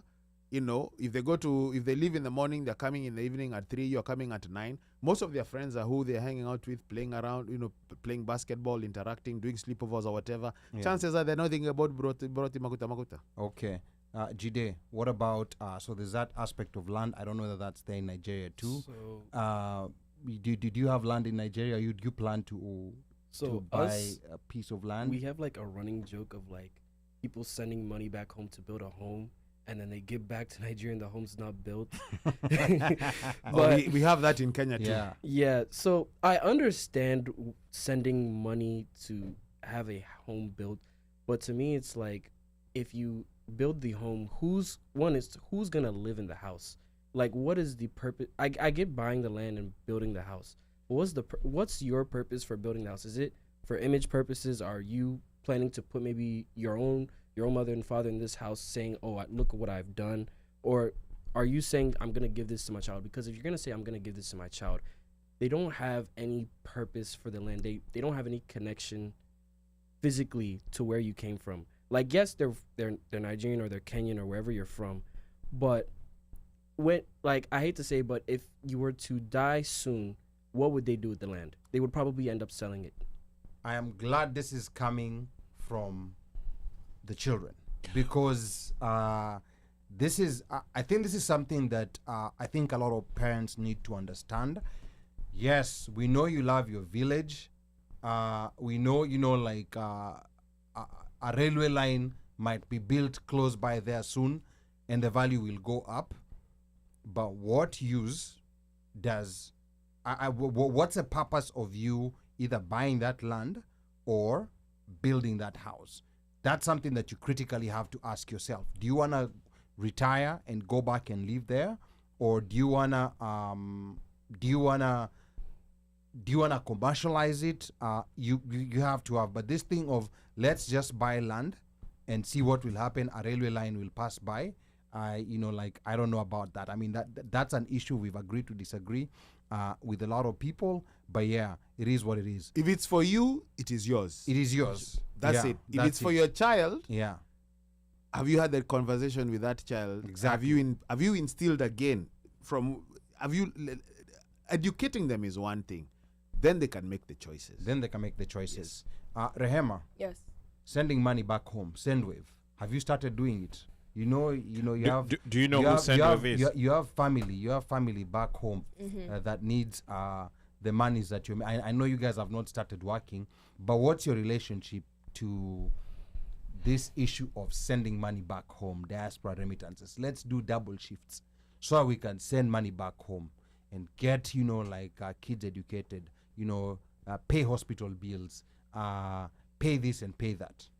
So, this is something that I have actually had many conversations about, and I think I'll speak for Kenyans. I think Kenyans have a generosity issue.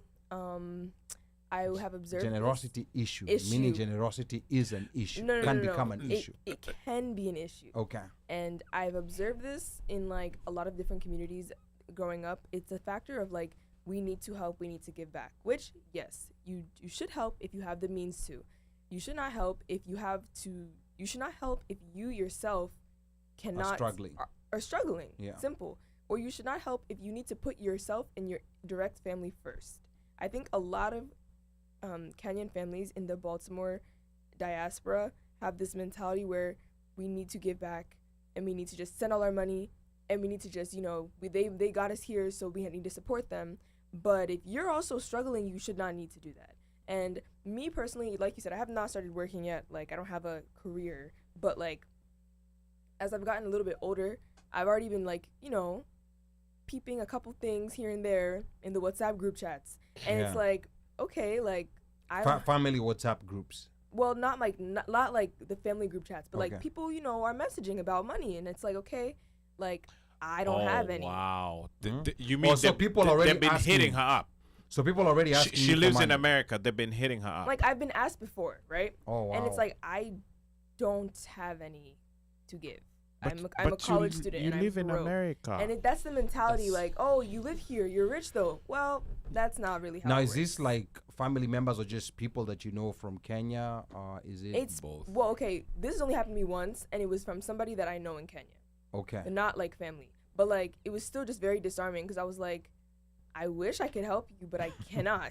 Because like, I'm not working. Because I can't help myself. I can't help myself. I'm eating ramen noodles at my college campus. Like, I see a phone call coming after this show. Who was that? My parents, like, I've come to my parents about this, and I've talked to them about this, and they're like, yeah, like, Rehema, you are not in a place where you can be giving money. And they're right. Mm-hmm. So it's the same thing. But I feel like it's very easy for family back home in Kenya to guilt trip family here, and also like manipulate them to, why aren't you helping me? You're so much better off. The help can only go so far if you are also not initiating yourself to get out of your situation. Wow. Obviously, living in Kenya, there's many different boulders and obstacles that they go through over there, and I'm very aware of that. But there is a line that there needs to be a line that needs to be drawn eventually. Okay. Is this an issue also in Nigeria? Oh God, it's bad. But what I'll say is, I think with the one issue, I will say that a lot of, I don't know if it happens in Kenya too, but people will like say, let's say you have $2,000 now, they'll instantly convert the money into the currency that is currently going on, and they'll be like, but you have this much money, why can't you send some of that money back here? But it's like, I have to pay rent, I have to pay gas, I have to pay utilities. By the time you've paid your own expenses to live, you don't have anything left to give, but they still expect you to give. And when you do, they start to like depend on you, and sometimes even take advantage of your generosity. Like, it's almost like a recurring thing that's supposed to happen. And if it doesn't happen, it's like, why aren't you're in America now, you're doing it big, like you should be helping us back here at home. But I know, and a lot of people will feel like it's a sense of obligation to help those who help them along the way. But if you and your immediate ones aren't taken care of, you're not in a position to help those who also need help. And as Tamulusa here says, it's because we don't have a welfare system or soup kitchens in Africa. We must help our folks back home.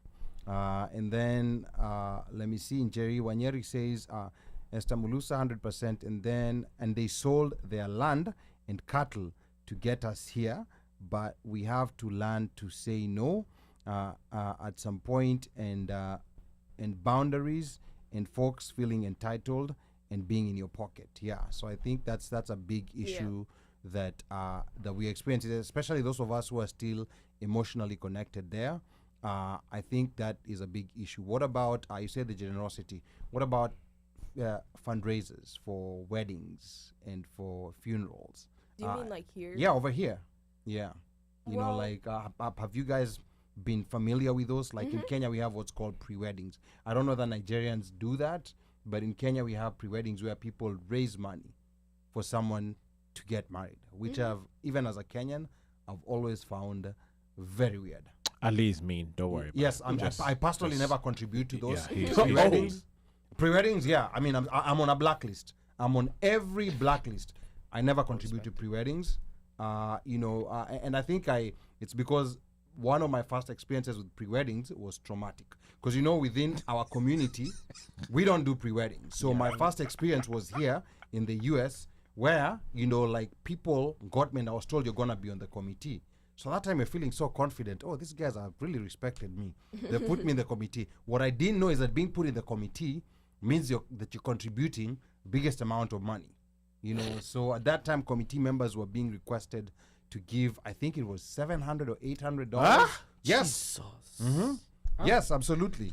No wonder. and you can't- no wonder you're that's- traumatized. Yeah. Can you That's refuse? that's 8 pre-weddings. You gave her much? So I was already best to be in the so committee. it was a trap. No, the committee is a whole different other story. So but on that 700? particular one, I don't know did- why he felt anyway. On that particular one, like I did No, end the- up the- I'm I sorry, did end you- up you- giving, you- and you are unfortunately gotten. at that time, You are gotten. and on that I was gotten. I got got. I'm not even gonna argue on that. At that point, No wonder you've been bitter since. the worst thing about that time is that I wasn't even working. And you gave I was- 800? And you gave? I was. I got. Let's just. So your trauma should not be Did they affecting name others. a child after you? Are these people still together? I bet you they're not. They're not. They're actually not. Yeah. Dang. Yeah. Dang. Yeah, they're actually That's not. right. But I think you guys hear about this. His trauma. But is being Yeah. put out to affect others. Yeah, but to me, fine. I'll be very comfortable to say, weddings, funerals, there's some that I will, but weddings, those I just don't do. That's fine. But have you guys interacted with this? Yeah. You go. Okay, I was gonna say like the giving aspect here in the U.S. within the diasporas is definitely very prominent, and in my opinion, I don't really see an issue with the fundraisers because it's very I can tell it's just more community based. Like based off all the ones I've been to, it's more like praise and worship. Let's sing, let's dance, let's eat food, rather than let me milk your pockets. That's the second part, if that makes sense. So I feel like a lot of Kenyans just want an excuse to gather. So if the fundraiser is the excuse, it's okay. That's just at least from my perspective. Okay. Do Nigerians do these two fundraisers The for pre-wedding weddings? is the first. That's the first time I've heard of that. Really? Okay. You guys don't do pre-weddings? Yeah, that's a very Kenyan thing, by the I way. didn't know that. You pay for your own wedding, and then what now happens is that the gifts that now come to I your love wedding that. are very lavish, or they end up spraying a lot of money to the point where some of that money is now recuperated. If that makes sense. Yeah. But pre-wedding is. I did not know crazy. that So was the a lavish Kenyan thing. gifts, pre-wedding, wedding. Yeah, Almost some but the will gift- be in forms of money. Yes. So Yeah, whatever at you least at that spent point, you're coming on. to the event. You're supposed to bring something. Yes, Right. and that's understandable. Yeah. You're coming to a wedding, bring a gift. That's totally understandable. But this thing about pre-weddings, there's some that raise $70,000. Wow. Yes, especially in Massachusetts. Massachusetts is very notorious. I mean, Let me throw. maybe people will say it's a good thing, but $70,000. I don't know what kind of wedding, But some will say, someone will say, the thing is, I think you're taking the worst of that and vocalizing that. Here's my issue with especially unnecessary fundraisers like for weddings. Fundraisers for medical bills, like funerals, totally understand. Maybe it's an emergency. Right. But unnecessary fundraisers like for weddings, these are unnecessary burdens to the community. Because think about it. Right now, all of us here, every month, sometimes even every 2-3 weeks, we get added to a WhatsApp group. Someone has died. Someone has died. That's Our- Wow. Yeah. Africa Welfare Association. No, I know. I know. But you will still get added to a WhatsApp group, whether that person has $1 million insurance. That's like standard operating procedure, and understandable. For death, for someone who has a big hospital bill for one reason or another, that's understandable. But to me, it's these weddings. Now, there's already a burden on the community where you have to give, maybe to 3 different funeral fundraisers in a month. Maybe that has costed you $300. And then someone throws in a wedding. I mean, come on. That becomes now that becomes a real burden to the community. Pre-wedding. Yes, And pre-wedding. I'm going to invite you to mine. Whether you remove or not, I don't care. Things But you're going to be invited. Those things, if I'm next president, I will ban them. Committee. You're going to be put in the committee. I completely understand. I think what he's trying to say is that you're choosing to have a wedding. You can always push the wedding back. You're choosing to have that wedding at a date that you want to have it. But like a death or medical bills, you couldn't prevent those bills or that money being needed, and you need to come up with that money some type of way. So that's where the community. A wedding is a choice, and if you can't afford to Don't have the have wedding it, yet. then don't have it, and or reduce do the scale. do what you can afford. Or what you can afford. walk into the justice of the peace sign that sucker, get your witnesses, and go eat lunch at Ruth And then Chris you Steakhouse. can always have the ceremony another Or time. you Ruth Chris, you go to Cheesecake. No, I'm just You saying. can I'm go just to saying. Cheesecake. You might have Ruth Yeah. Chris Steakhouse money, but you don't have wedding dress money. I don't know if you're getting it. Olive Garden. Or Olive Garden. Yeah. Or you know. go to the buffet and eat all you can eat. Yeah, so to me that has been an issue. Now like as we get to wrap up, because I know there's so much to cover, but Gen there's so little Zs. time. Just real quick, the last thing that I wanted us to talk about is faith, spirituality, and religion. Now, it's my assumption that both of you were raised with some kind of faith or religious belief, like most African households. Maybe Rehema, you can start by telling us what your experience was. Like when it comes to, as in relation to the community, like to what you experienced growing up. Rehema, can you come downstairs? We go to church. Okay. So, yeah. I'm in trouble. So yeah, growing up, I grew up in a Christian household. So the church, I think, okay, this is what, as a 19-year-old now looking back, this is what I've concluded from that experience. The community of Kenyans who immigrated together needed something to keep them together and keep them close and keep them aligned with something that's familiar to back home. So religion and faith was the easiest way. You know what? Let's just all go to church together and let's do everything together, and that's how we'll, keep some familiarity. And like for me, like religion was a very prominent aspect throughout my entire childhood. Like, go to church every Sunday. Let's go to praise and worship. Let's go to, what is it called? Mashakaya. All of those, Kesha. Yeah. Mm-hmm. And it was like, it was fine. But like to me, in the way I saw it as a kid, it was just routine. Like it wasn't, like the religious aspect was not as heavily stressed. It was just the let's go. Like, because we need to go. Mm-hmm. Not like a, let's go because we should. It's like because we need to. That's kind of how I internalized it as a kid. Obviously, like went to Sunday school, learned about the faith and such. But like now that I'm older, my relationship with religion is definitely a little different. But like I think that the African religious experience it's a lot. It's definitely a lot because there's a lot of expectations for how you should analyze your faith and how much it should be a factor in your life. People who are not as religious, it's kind of looked down upon because faith is the most important thing, which I always found like a bit interesting because like most of the religions that are more prominent, especially in Kenya, right? Like a lot of people are Catholic or Christian.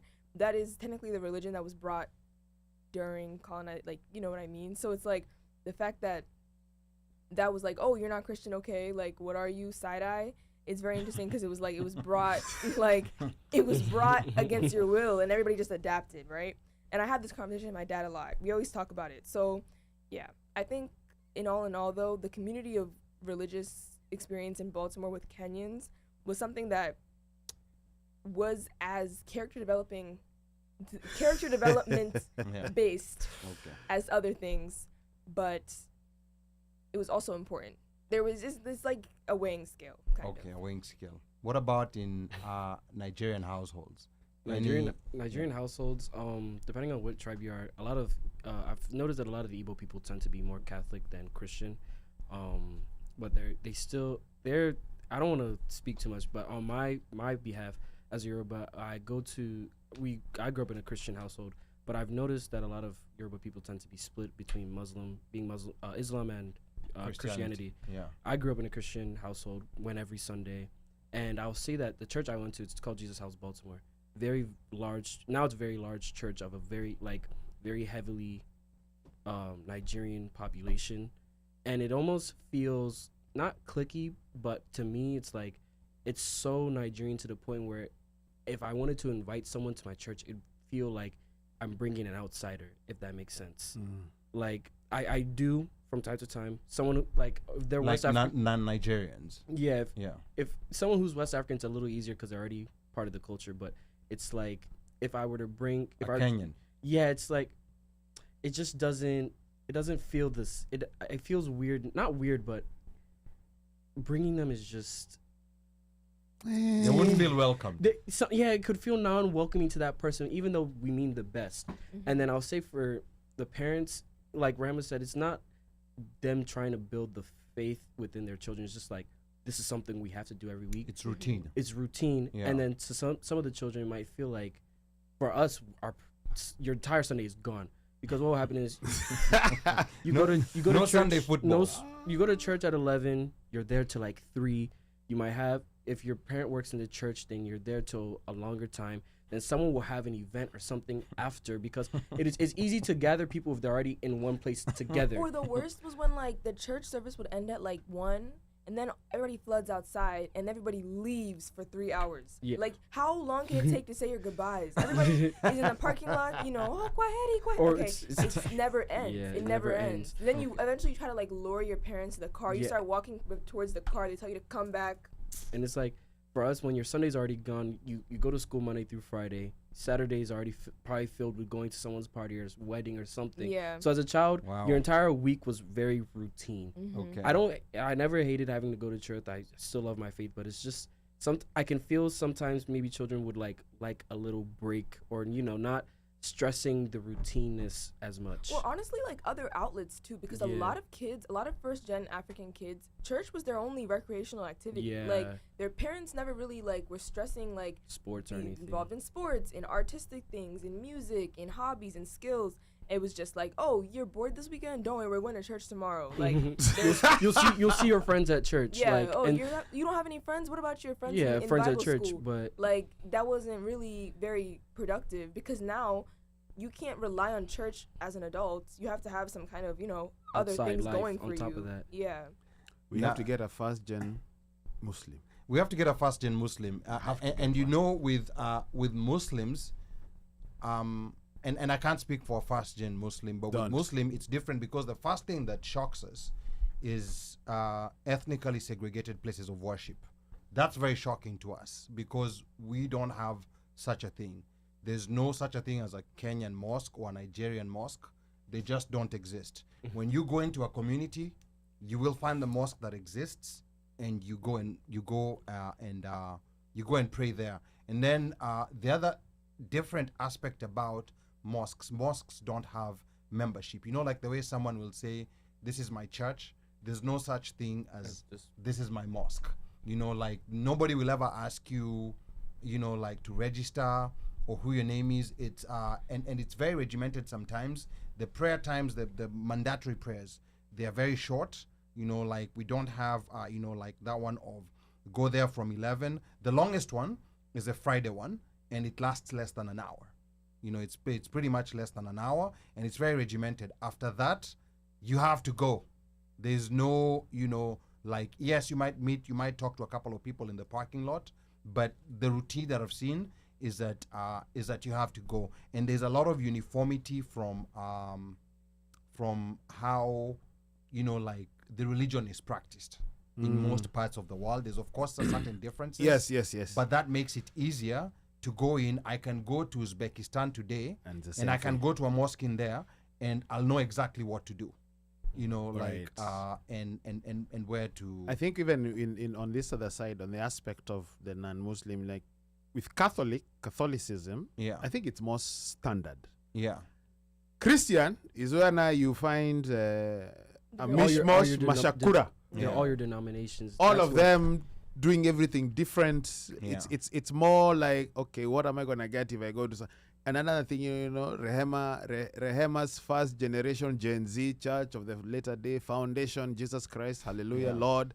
Then Jide has got his own church, and then if you don't go to his church, you guys beef, or if they had a church together, then they break off. So Rehema takes her people. You're talking like it's a story that. In Baltimore? That's what happens. That was a canon event. No, that's he's explaining it perfectly. Yeah. That's what happens. That's what happens in Baltimore. Wow. Churches, Okay. and to me, it confuses me because you're serving the same God. You believe in the same thing. Why are you beefing? Like that. That. Boss, I'm telling you, like in Baltimore, it does happen.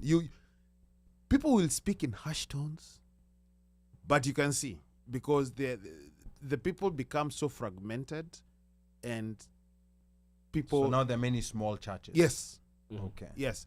And it's like, if I don't go to Rehema's, we're going to meet up at, let's say at Swahili Village or somewhere, And I'll be like, oh Lord, what am I gonna tell her? Like, or she'd be like, oh Lord, here's the deceiver, here's the traitor, the backstabber. Okay. Mother than you, my brother. Okay, all right, that was religion. Now, before we go, we told you we'll give you an Afrobeat second or an Afrobeat minute, because Afrobeat has become very influential, like especially in America. And I know, you probably grew up when you started seeing this change happening. What did that do for Nigerians?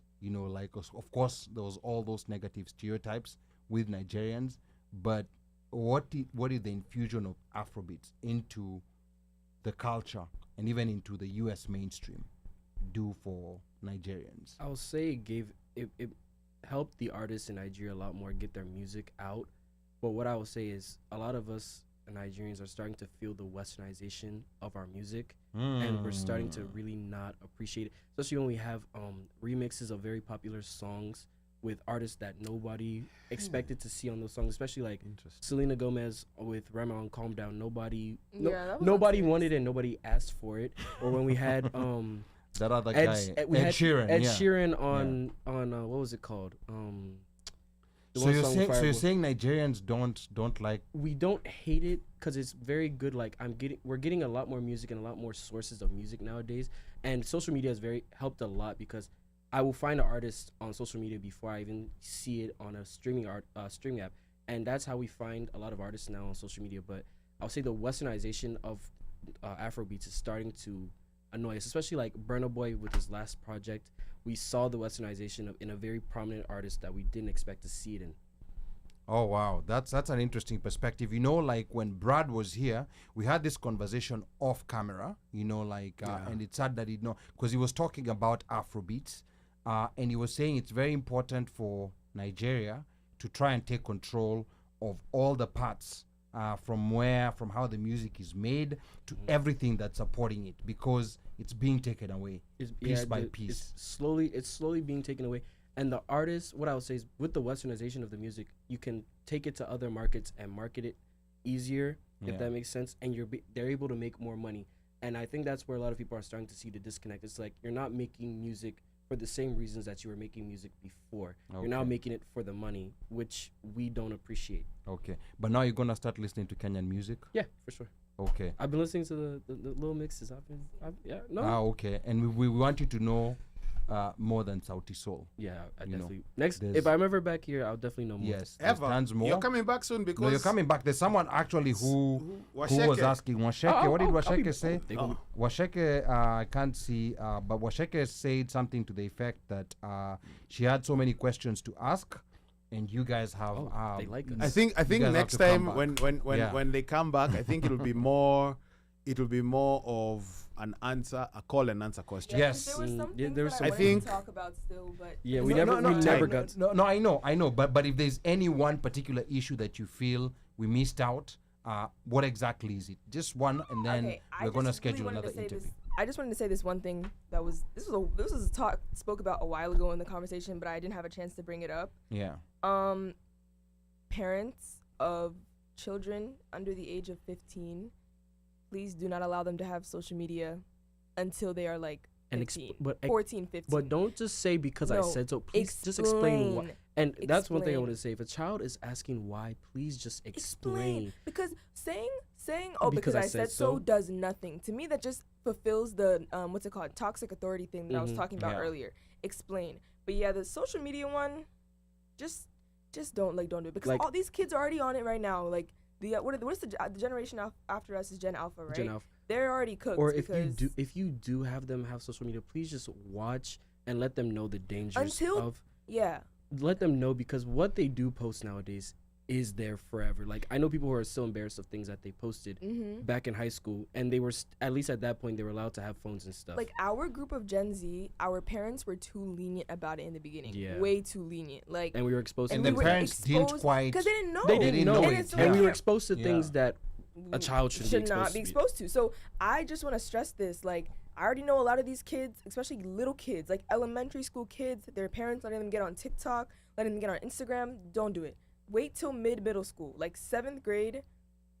Yeah, 7th grade. What's the biggest danger to a kid who's overexposed to social media at an early age? Desensitized to things that should be they should not be desensitized or things to. they're seeing. Is there like any also examples? confidence issues because social media obviously portrays a that's- lot of falseness, right? And like beauty standards and stuff like that. Filters. So, filters, body image, plastic surgery. So like being 11 years old and seeing like the projection of how like beautiful black women look like, right? As a kid, like that hasn't even gone through puberty, being like, okay, I need to look like that. And then you're aging and you're realizing you're not looking like that. That does damage, serious damage. I'll say like the toxic celebrity culture that we see, especially like with, especially with like in LA and stuff. It's like a lot of, I'll say younger boys are now seeing what some of these men are doing, and sometimes it's not the best role model to be looking up to, but they still do, and they're saying and repeating some of the things that they're saying. But when you hear them say it, it's like you're not supposed to be even like understanding or knowing what this is quite yet. And also on top of the social media, also what they watch and what they intake, because recently there's been a lot of content creators who like spew a lot of just like nonsense, incelish, hateful, just bigotry, right? And a lot of a kid fan they have a kid fan base. Like their fan base is like 9 to 13-year-old boys, right, who are going to become men. So during these formative years, they're intaking these ways to perceive women, these ways to perceive sexuality, gender roles, and such, and being like, okay, so and so said this on that podcast, on that Twitch stream, and he has money, so I need to be like him, and it's just downhill from there. And that's literally a pandemic happening right now, because so many little kids I speak to, I'm like, where did you learn that? And they're like, oh, I saw it on Twitch. Parents, please monitor everything your kids are doing on the internet. But don't helicopter. Don't helicopter it, but like, it also an age. What is helicopter? Okay, helicopter means when you're overbearing, like you're hovering right above. You put those like restrictions on there. You don't let them like text their friends. You put those, what are those things called, locked app thing? Yeah, like that's OD. Don't do that. Because at that point, the child is going to want to go around. Yeah, the desire to betray. That's why I think the best solution is to just not give access to it until they are smart enough to know and to digest it. So that's why I say like 14, 15.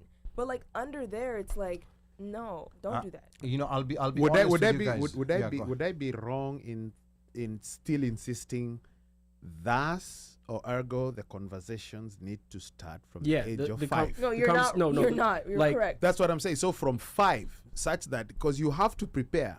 And again, you're listening to the Gen Zers. You prepare these kids from when they're 5, such that when they get to 12, 13, already a foundation has been set. And also, like, if you prepare a child when they're 5, right, and you teach them the correct morals and the correct way to view things by having these conversations that will mold them as an adult, if they do see bigotry on the internet, they'll know it's wrong, and they'll know this is not correct. Yeah. That's the problem. Like, you can't wait till your kid is old to start telling them what's right and wrong about things. That also goes back to like getting rid of toxicity within the house. Like, if you and your spouse are having issues, try keep it private. Keep it private. Keep it away from the kids. Show the right behaviors in front of the children, because they do copy you. An example, go out and copy what you do. Yeah. So if you have toxicity within the home, they're gonna go outside and do the exact same thing. Or they're gonna grow up and do the exact same thing. Yeah. Now the one last thing that I've put up my hand and I've said I do not understand this, and maybe you guys can help me understand. And some of it emanates from social media, is this identity thing, like I'm a guy, but I want you to identify me as a woman, and that's that. And that's something that I personally failed to, I'm always open to trying to understand and learn. But this fluidity that a boy can identify as a girl, and people are going to start selecting pronouns. That's why I love our languages, because it's not an issue. There are no genderized pronouns. There's no he, she. It's the same for everyone. So what is it that parents need to understand about this? Not judging anyone, but what is it that parents need to understand this? Because your kids are going to confront you with this. Or what do parents need to know? So, okay, this is just I've explained this so many times. This is just the way that I've figured out is the most digestible way for you guys to understand this concept. You don't have to understand it. You just have to accept it. Like, that's just how I see it. Like, if gender identity, at the end of the day, if it's not your gender identity, It doesn't have anything to do with you. So you should not let it affect you to the point where you are disagreeing or getting upset or allowing your children or people around you to feel like they cannot be comfortable with their identity around you. Like, it should just be one of those things where it's like, okay, for example, right? If you see somebody walk into a room, right, with like 1 million tattoos, you might be like, well, that's a bit, but like, that's where it should end. You should not be like, oh my God, you need to go remove them. Oh my God, I don't understand. I don't support it. At the end of the day, it's their body. At the end of the day, it's their way of expressing themselves. So I feel like a lot of African parents have this like innate desire to like understand, but I need to know why. No, but I'm talking about if it's like, your child, you know, like who you know is a boy, comes to you and tells you from tomorrow, I'm a girl. You know, like how do you know, that's, and I know this is issues that some parents are dealing with, are having to deal with. And I think this is and also just saying accept. It's kind of accept from your child. It's hard. You know, your child is a boy, because see it from our perspective also. He's telling you from tomorrow, because you guys are gonna be parents one day. You know, and sometimes these things are easy. You know, like when you're looking from the other side, but when it's your child who's coming and telling you, you know, your child is a boy. You know, maybe they're how old? Maybe 9, 10, and then they're telling you from tomorrow, you know, I'm a girl. You know, like, do you just accept and move on? Or maybe do we discuss this in the next show that we're going to have? I think we'll do that. Okay. Okay, no. Wahenga walinena. Kilicho na mwanzo hakina budi kuwa na mwisho. Meli imetia nanga. We are about to wrap this puppy up. Almost fire. Got there. Why I say, brethren. This has been an interesting show. This is one of those shows where you just sit back, you absorb, you're a sponge, and you're like, thank God I didn't have to go through what they went through. Absolutely, yeah. I think I would have been like Tara. Yeah. Throwing punches, kicks. I would be waiting for somebody in that path, you know, where people are walking home. I would be, neighborhood fights were I would be waiting with a nice baseball bat. Oh. The way he handles us. A kneecap here, you know, an ankle there, you know, yeah. A loose eyelash. It would have been something. Yeah, something would have gone down. And that's why I asked those questions, like I was asking about the names and how you get, what they do in school and all that with, with the name, because your name is different, so other than the physical looks. But the name obviously stands out, and then that's, they start there, move on. But anyway. Thank you guys for gracing us with your presence. Thank you for enlightening us, for showing us and or telling us, how we need to be dealing with this from a parental level, from an uncle level, from the other generational level, and at least schooling us on where we may need to correct. And for even the parents who are out there who are listening or who are still going through this, have not hit the middle school ground yet, you know what's coming. You need to adjust yourself, and you are told what 4th grade, it's do or die. You need to be on top of them, massaging, helping, because once those other grades come, by the time 7th grade kicks in, your child needs to know what time it is, and you need to know what time it is with the child. Otherwise, it's a loss. With that said, we'll see you guys next week. Yep, we'll see you guys next week. I think it's one more show before. Yeah, we have one more show before Thanksgiving. Yes, right? And next week, and these are the gifts that we give those people who stay with us up to the end. Next week, Jen Mukami is our guest, fitness coach. You all know who Jen Mukami is. Maybe the Gen Zers don't know who she is, but they're gonna find out next week. So make sure you're tuned in, and you wanna start missing us right now, because next week is our last, full episode. We're going to have one more episode. Of course, we're taking a break on Thanksgiving. We're going to have one more episode on December 1st to recap the whole year. So you guys now, you need to start figuring out what you'll do with your Fridays. We might even do that show from an island. Yes, that show might be done from an island. So you guys, we want to warn you early. You need to start figuring out what you'll do with your Fridays until we come back next year. I know your Fridays were plugged and they were set and you all knew what you wanted to do, but we are just letting you know in advance. But let's have the last word from Rehema. I don't think Omosha's on this. No, it's Yeah. done. Okay. Okay. Ali, you wound it up. Yes. So let's have the last word from Rehema, and then a last word from you, Jide.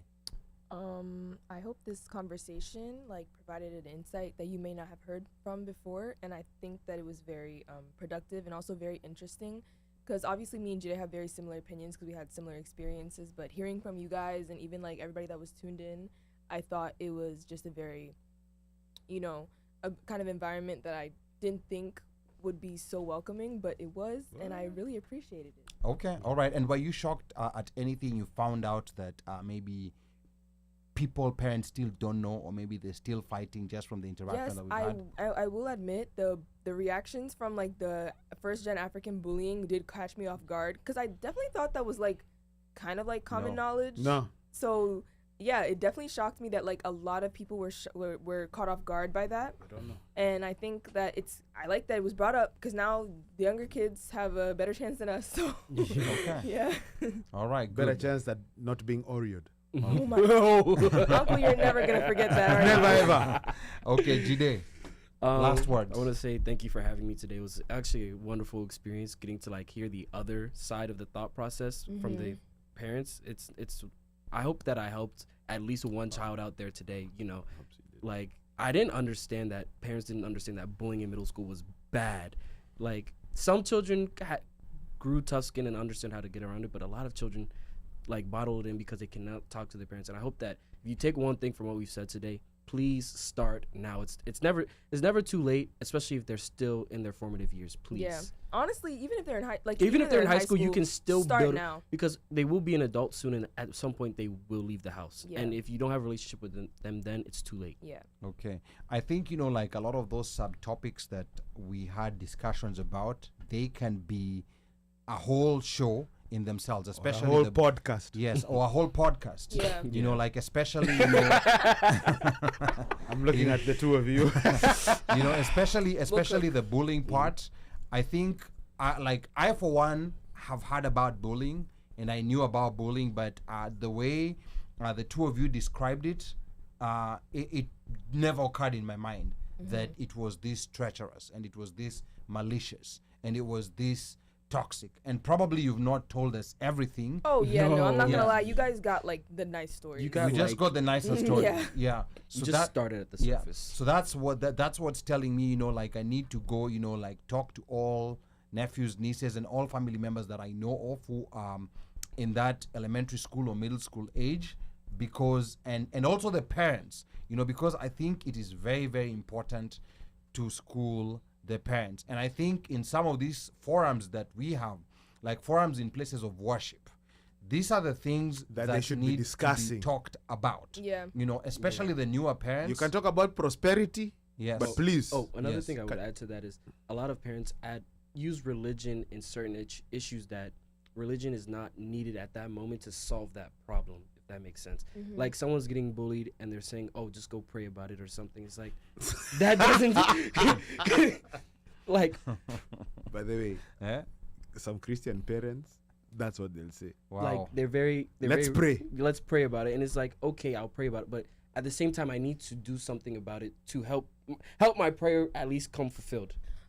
And also this, I'm not even gonna get too far into it because then we'll be here for we'll another be for another hour. But I wanted to add about the places of worship.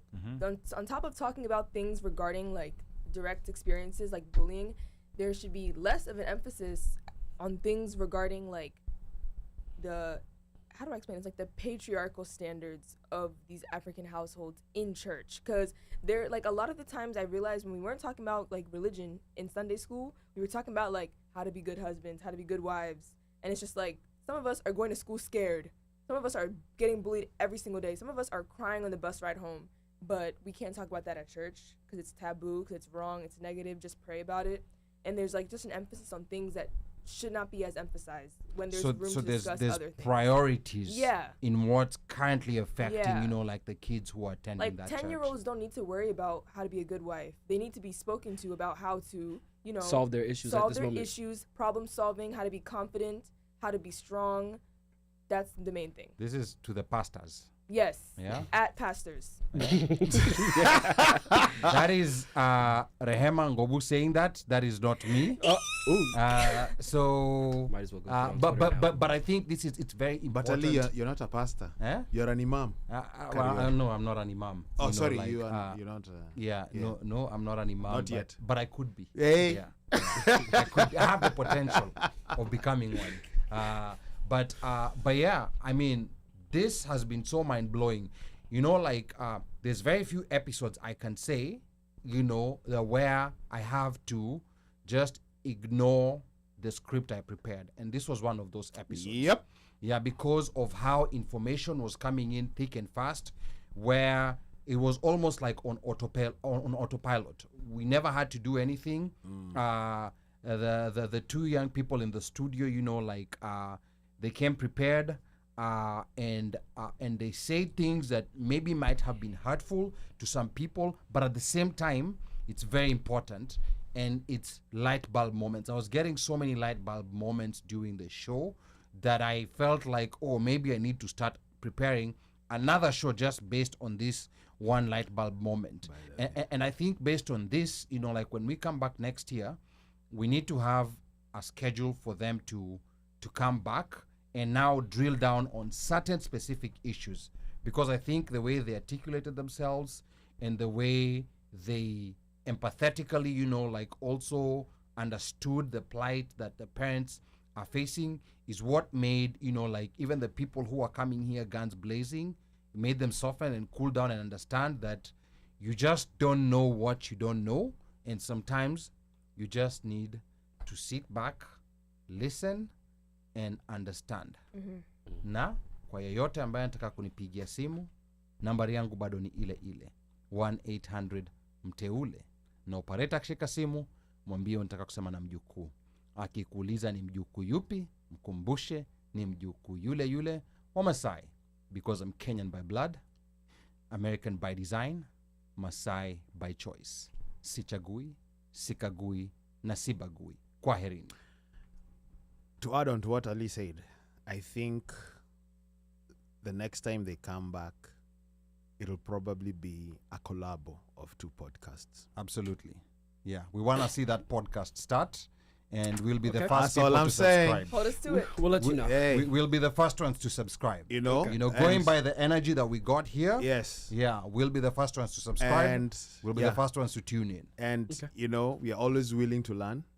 We always, you know, they say hindsight is 20/20, and we are, because we have corrected you know what, we messed up, fine, or we humble, or You guys did not mess up. We don't No, mess up. you did your best. We did our best. Yeah.